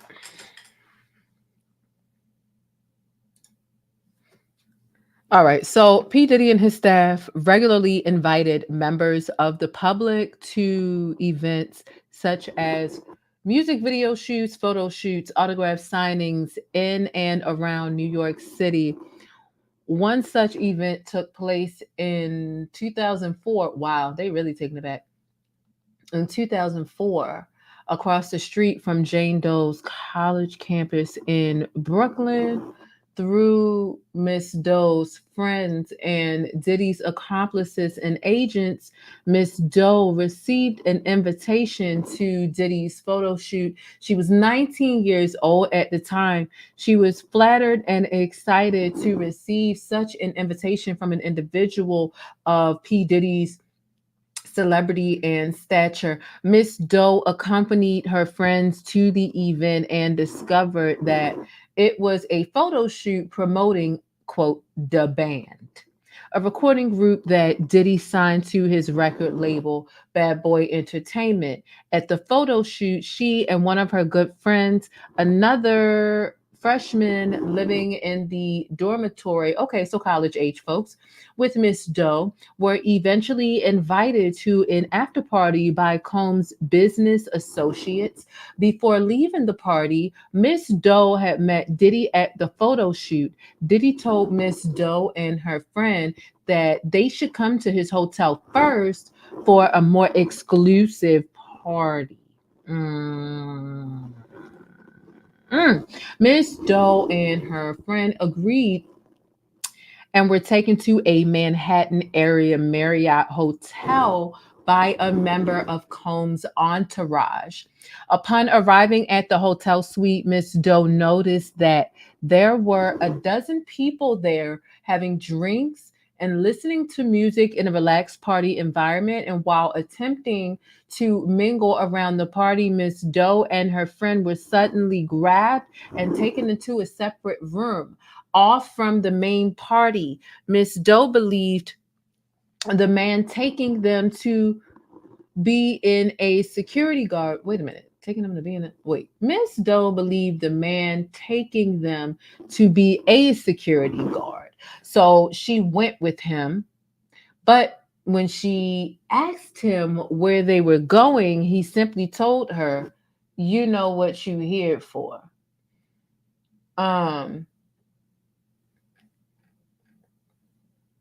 After taking Miss Doe and her friend to the bedroom, the security guard left the room and locked the door. The only person in the room besides Miss Doe and her friend was Diddy.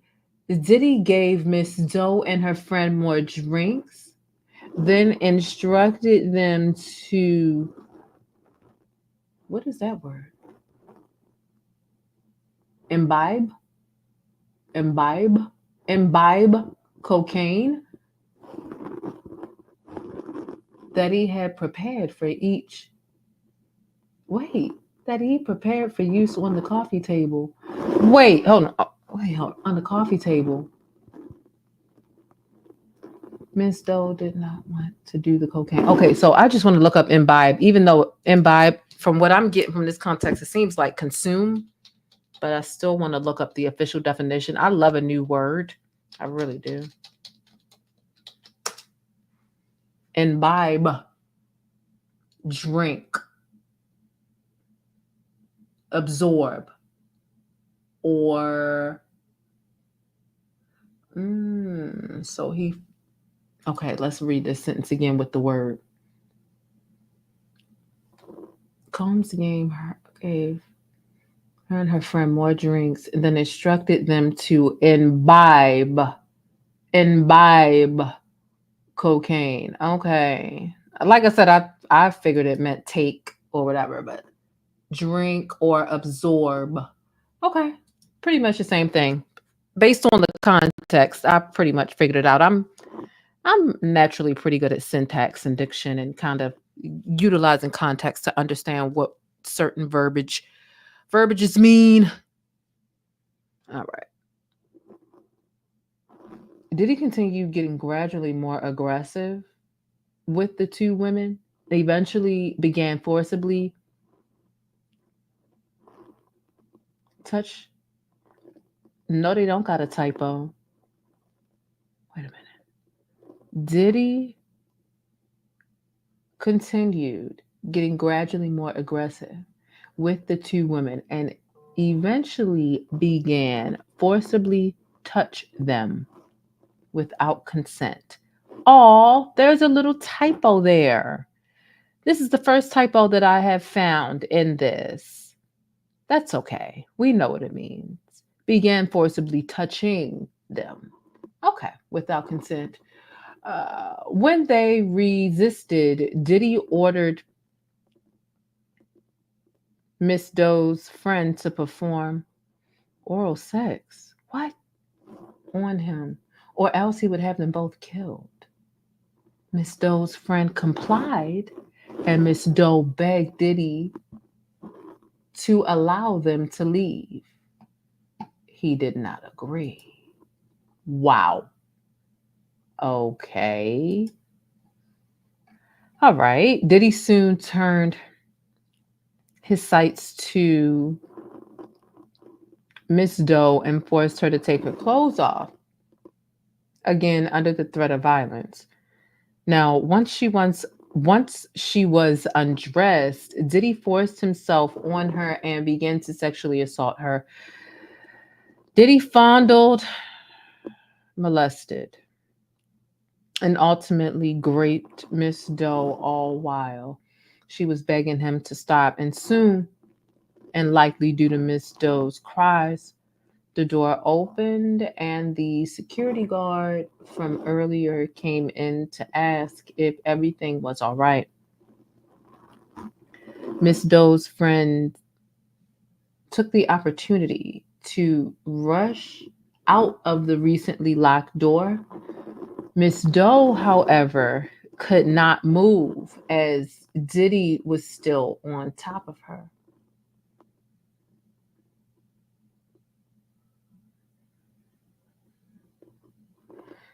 Diddy got off of Miss Doe to talk to the security guard. He left the room but told Miss Doe to stay, otherwise she'd be killed. After about half an hour of sitting in the dark room by herself, another security guard came and told her that she could leave. Now, Miss Doe gathered her things and left immediately and called a taxi back to her dormitory in downtown Brooklyn.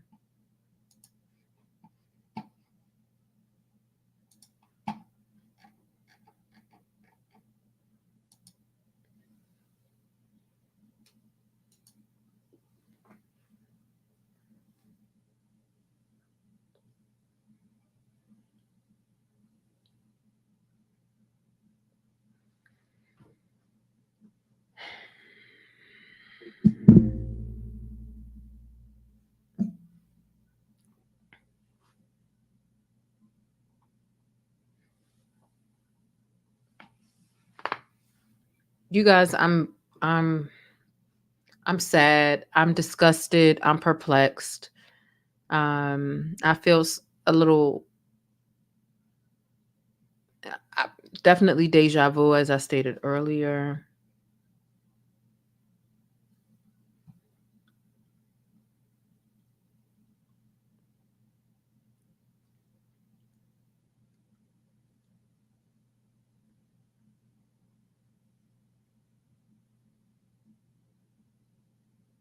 I don't know what to say. All of these sound like really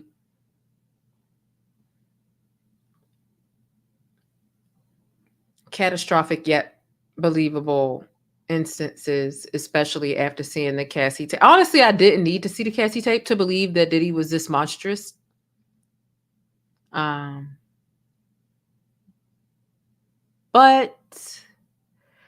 hey,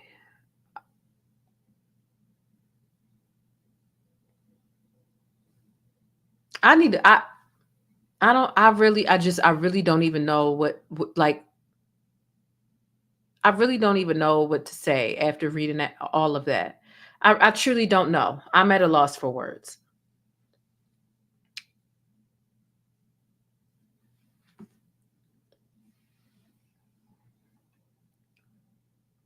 What kind of man is this? Like,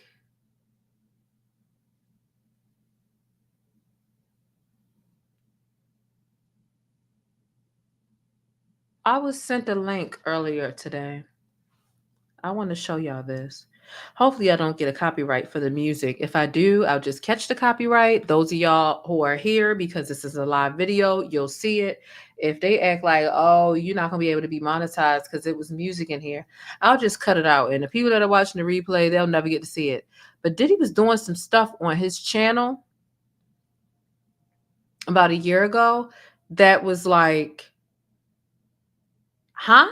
And I didn't realize this until I was sent this link today. Let me get the link to send to you to play. And I personally felt like the link, I don't want to say nothing until y'all see it.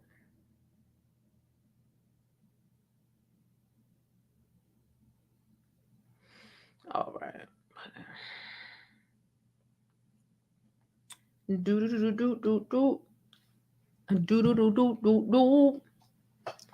cannot wait to go to sleep when I get in the bed. I'm like tired, but I also like, I'm surprised I didn't have to put on my, oh, Jesus.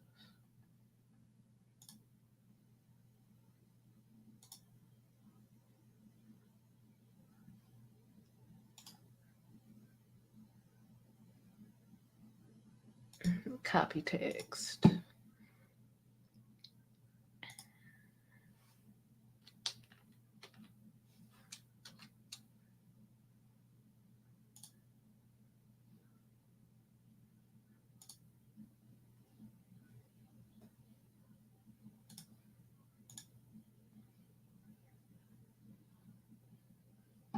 Okay.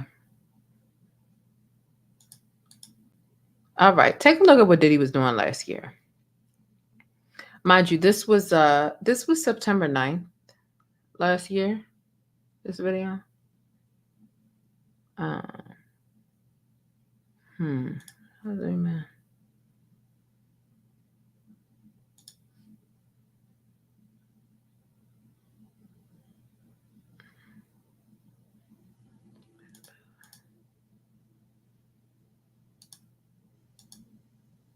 Wait, where's the sound? Hold on. Let me find the sound, y'all. Hold on.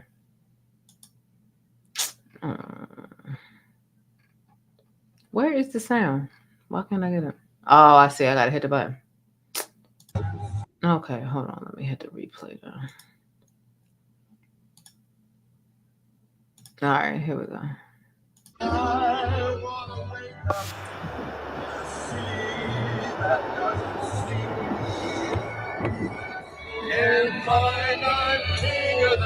Literally Diddy this time last year. This is what he's doing. Just keep in mind this energy that look.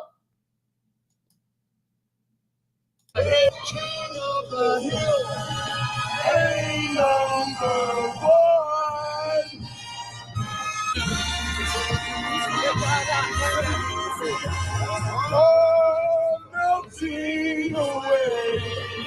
It's up to you. Y'all ever seen Titanic? He's king of the world. Oh, you king of the world. Oh. New York. I want to wake up in a city that doesn't sleep and find I'm king of the hill, a number one.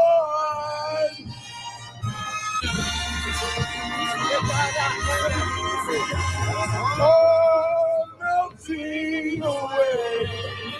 It's up to you, New York. I want to wake up in a city that doesn't sleep and find I'm king of the hill, a number one.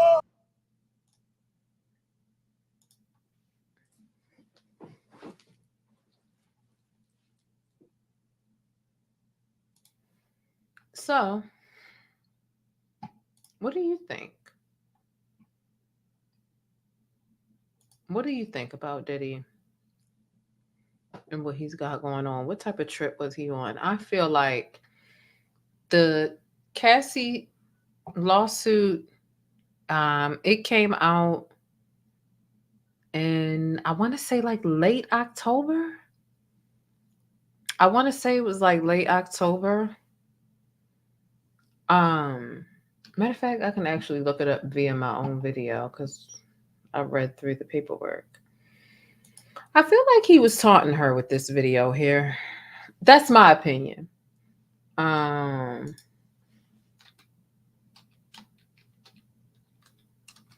What date did I read her lawsuits?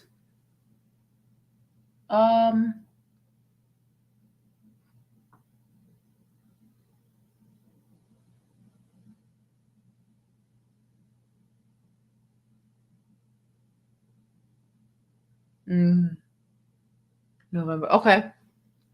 November, September. The thing about it is so the Cassie lawsuit officially dropped in what appears to be, based on my videos and the lawsuits that I was reading, November.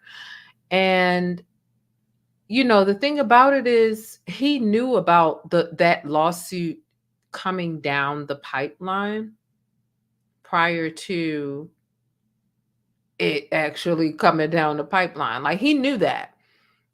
he thought that she would never win. He like, I'm Diddy. You're Cassie. Like you're never gonna win. And so he wasn't shocked in November when when the papers dropped and he settled in less than 24 hours for $30 million. He was not shocked. He knew that was coming. He knew, but he thought it was never going to. And finally, his attorney was like, "Yo, there's no escaping this. You either gonna let this discovery play out in front of everybody else. You can pay her money to shut her the hell up, or you can say I ain't never did shit and let the discovery and let this play out." And you don't want that discovery again. They collected 96 devices. That's a lot right there. And then they've got the over 90 terabytes of evidence data of incriminating, freak off, illicit, sexual, whatever, going on that they have confiscated from you. So, like, Diddy is in a really awkward place that he thinks he can maneuver his way out of, but it's not gonna happen.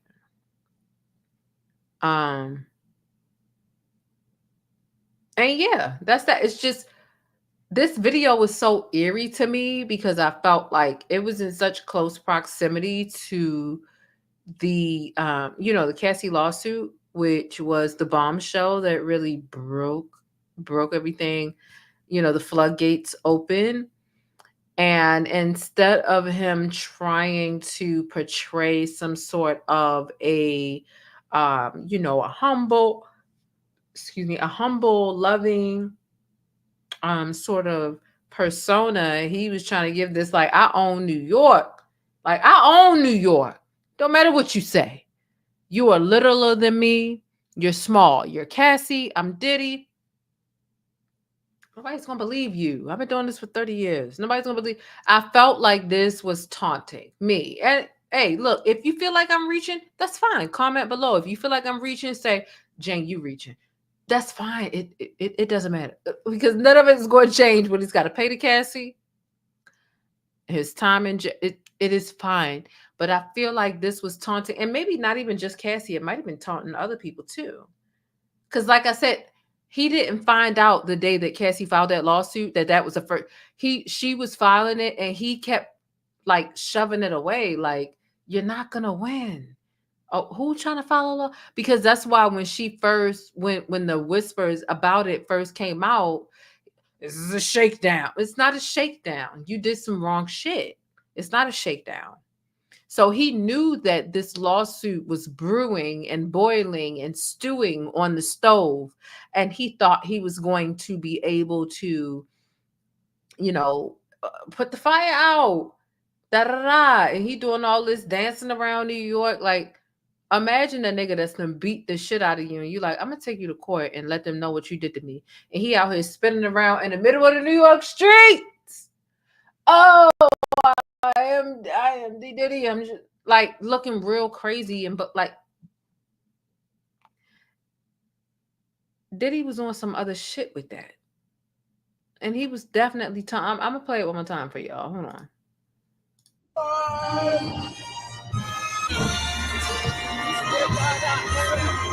And because he is a New York native, he really felt like he owned it.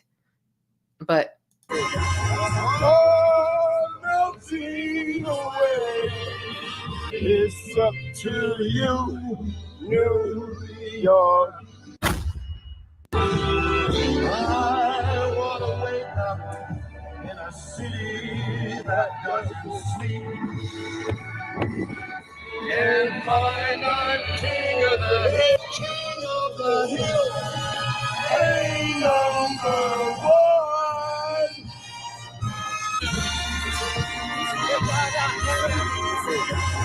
Oh, melting away. It's up to you, New York. I want to wake up in a city that doesn't sleep and find I'm king of the hill. Hey, number one.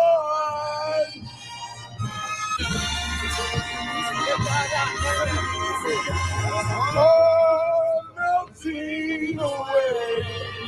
It's up to you, New York.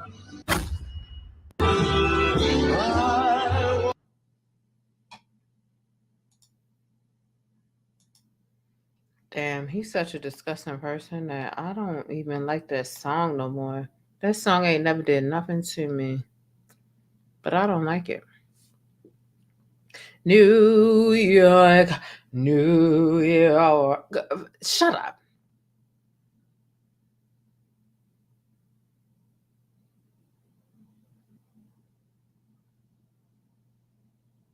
I don't like it no more. This is why the Joker people, when he dressed up as the Joker, they sent him papers, and he was mad. They was like, "Don't be dressing up like that." All these studios want to tell me I can't dress up like the Joker. Everybody else dress up like the Joker. Stop it. You is the Joker. They wanted somebody to act like the Joker, but you is the Joker. So leave him alone.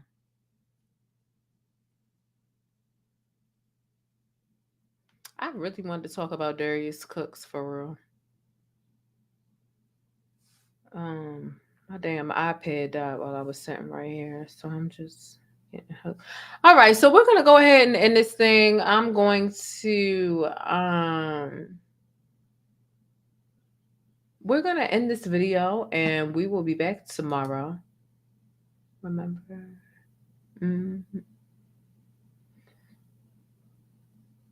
Did you read the caption in R&B? Yeah, I've read the caption. That shit is dumb. An R&B album that you can F to. Oh, ooh. It means nothing coming from him because it doesn't require an R&B album for him to froth. He steals X from people. So that's why, like, that caption didn't mean nothing to me. I mean, like, it was like, oh, that's what your marketing is. But, like, no. Diddy has had a lot of... I didn't know that Diddy started off like low key with a choreography background. Like he was, trying to think about a song. I won't be able to think of an accurate song or music video that he choreographed or whatever. But he was actually like back in the Bobby Brown days when they were every little step and I'm not saying he choreographed that, but I'm just like giving you an example about the era. He was actually choreographing different artists' music videos and their dance moves. I didn't know that. I did not know that Diddy had a dancing background. I really didn't, because I always felt like Diddy couldn't dance. But I've been seeing a lot of resurfaced clips of him actually like teaching some of the people from back in the 70s and 80s how to to do stuff. So it's just like, damn, like he's been in the industry for a very long time. So that's why when people be acting like, oh, it's like he might have had a really extended reign of terror because he's been in the industry for a very long time. Maybe not always as Diddy or as Bad Boy or having his own label or whatever, but at the very least, a choreographer. And then, you got a lot of people who have things to say about, what his mother subjected him to. That's a whole nother video that I'm not finna get into right now, but I do not feel like Diddy's mother is innocent in all this. I don't.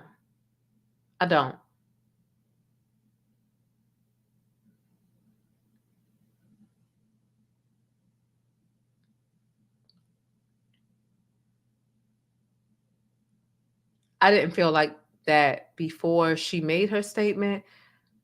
And now that she's made her statement, I definitely don't. It just is what it is. But, Um,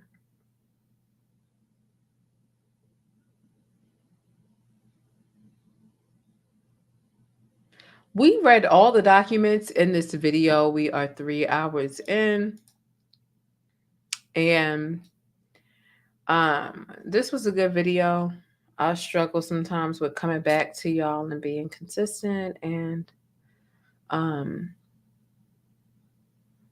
listen, I appreciate y'all's love and support. Hopefully the Tea Lounge, because I did say, based on what the song that I was humming, that I would send her $20. Hopefully she sent me her Cash App somewhere on Instagram or Twitter or somewhere.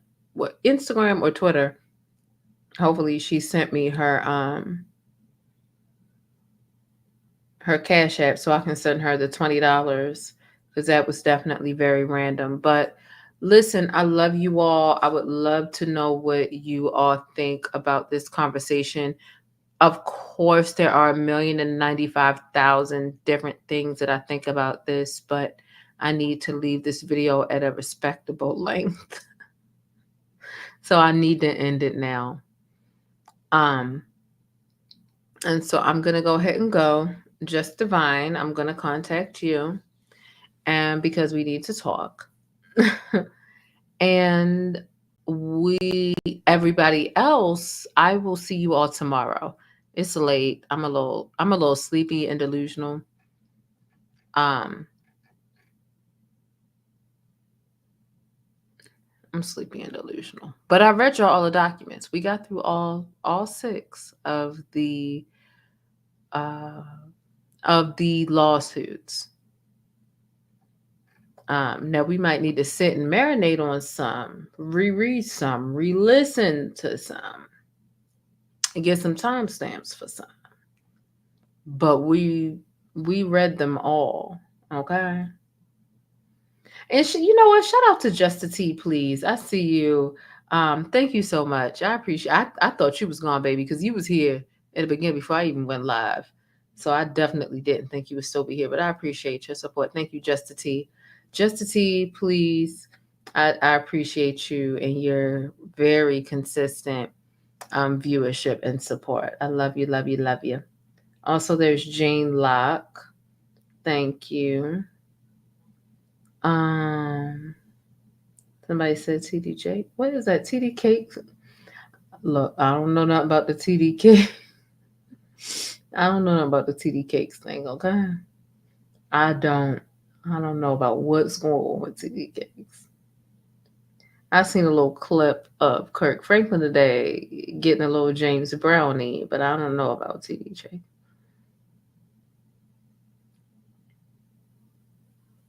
Yeah, I'll tell y'all what's going on with Leo later tomorrow when I feel like talking extra, but I've already spoken so long and I need to end this video. So let's go ahead and end this video. I love you all so much. Y'all have an amazing day. Y'all stay beautiful, black, and blessed. If you're not black and you watch my channel, that is absolutely thank you for your support.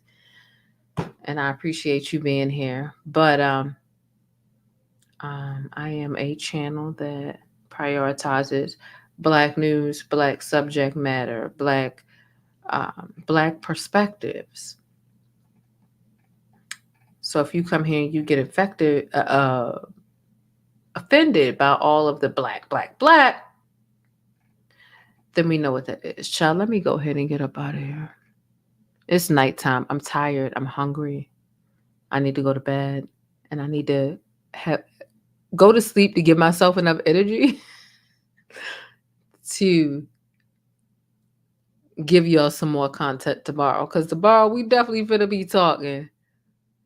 Okay. Good night, y'all. I love you all so much. Y'all stay beautiful, black, and blessed. Please be sure to hit the thumbs up or down button. Either way, I appreciate it. Please be sure to think critically and independently, regardless of what you hear from me or anybody else. I will catch y'all in my next video. Thank you for subscribing. Thank you for sharing this video with somebody via text message, Instagram, Facebook, your group chat, wherever the case is. I love you all so much, and I will talk to you all soon. Deuces. On your wrist, plain Jane. But that's it. If you want to catch more of my commentary on Black culture or vital and trending information, be sure to subscribe by hitting that little circle in the middle of the screen, or I'll catch you in one of these rectangles to the right in another video. I'll see you there.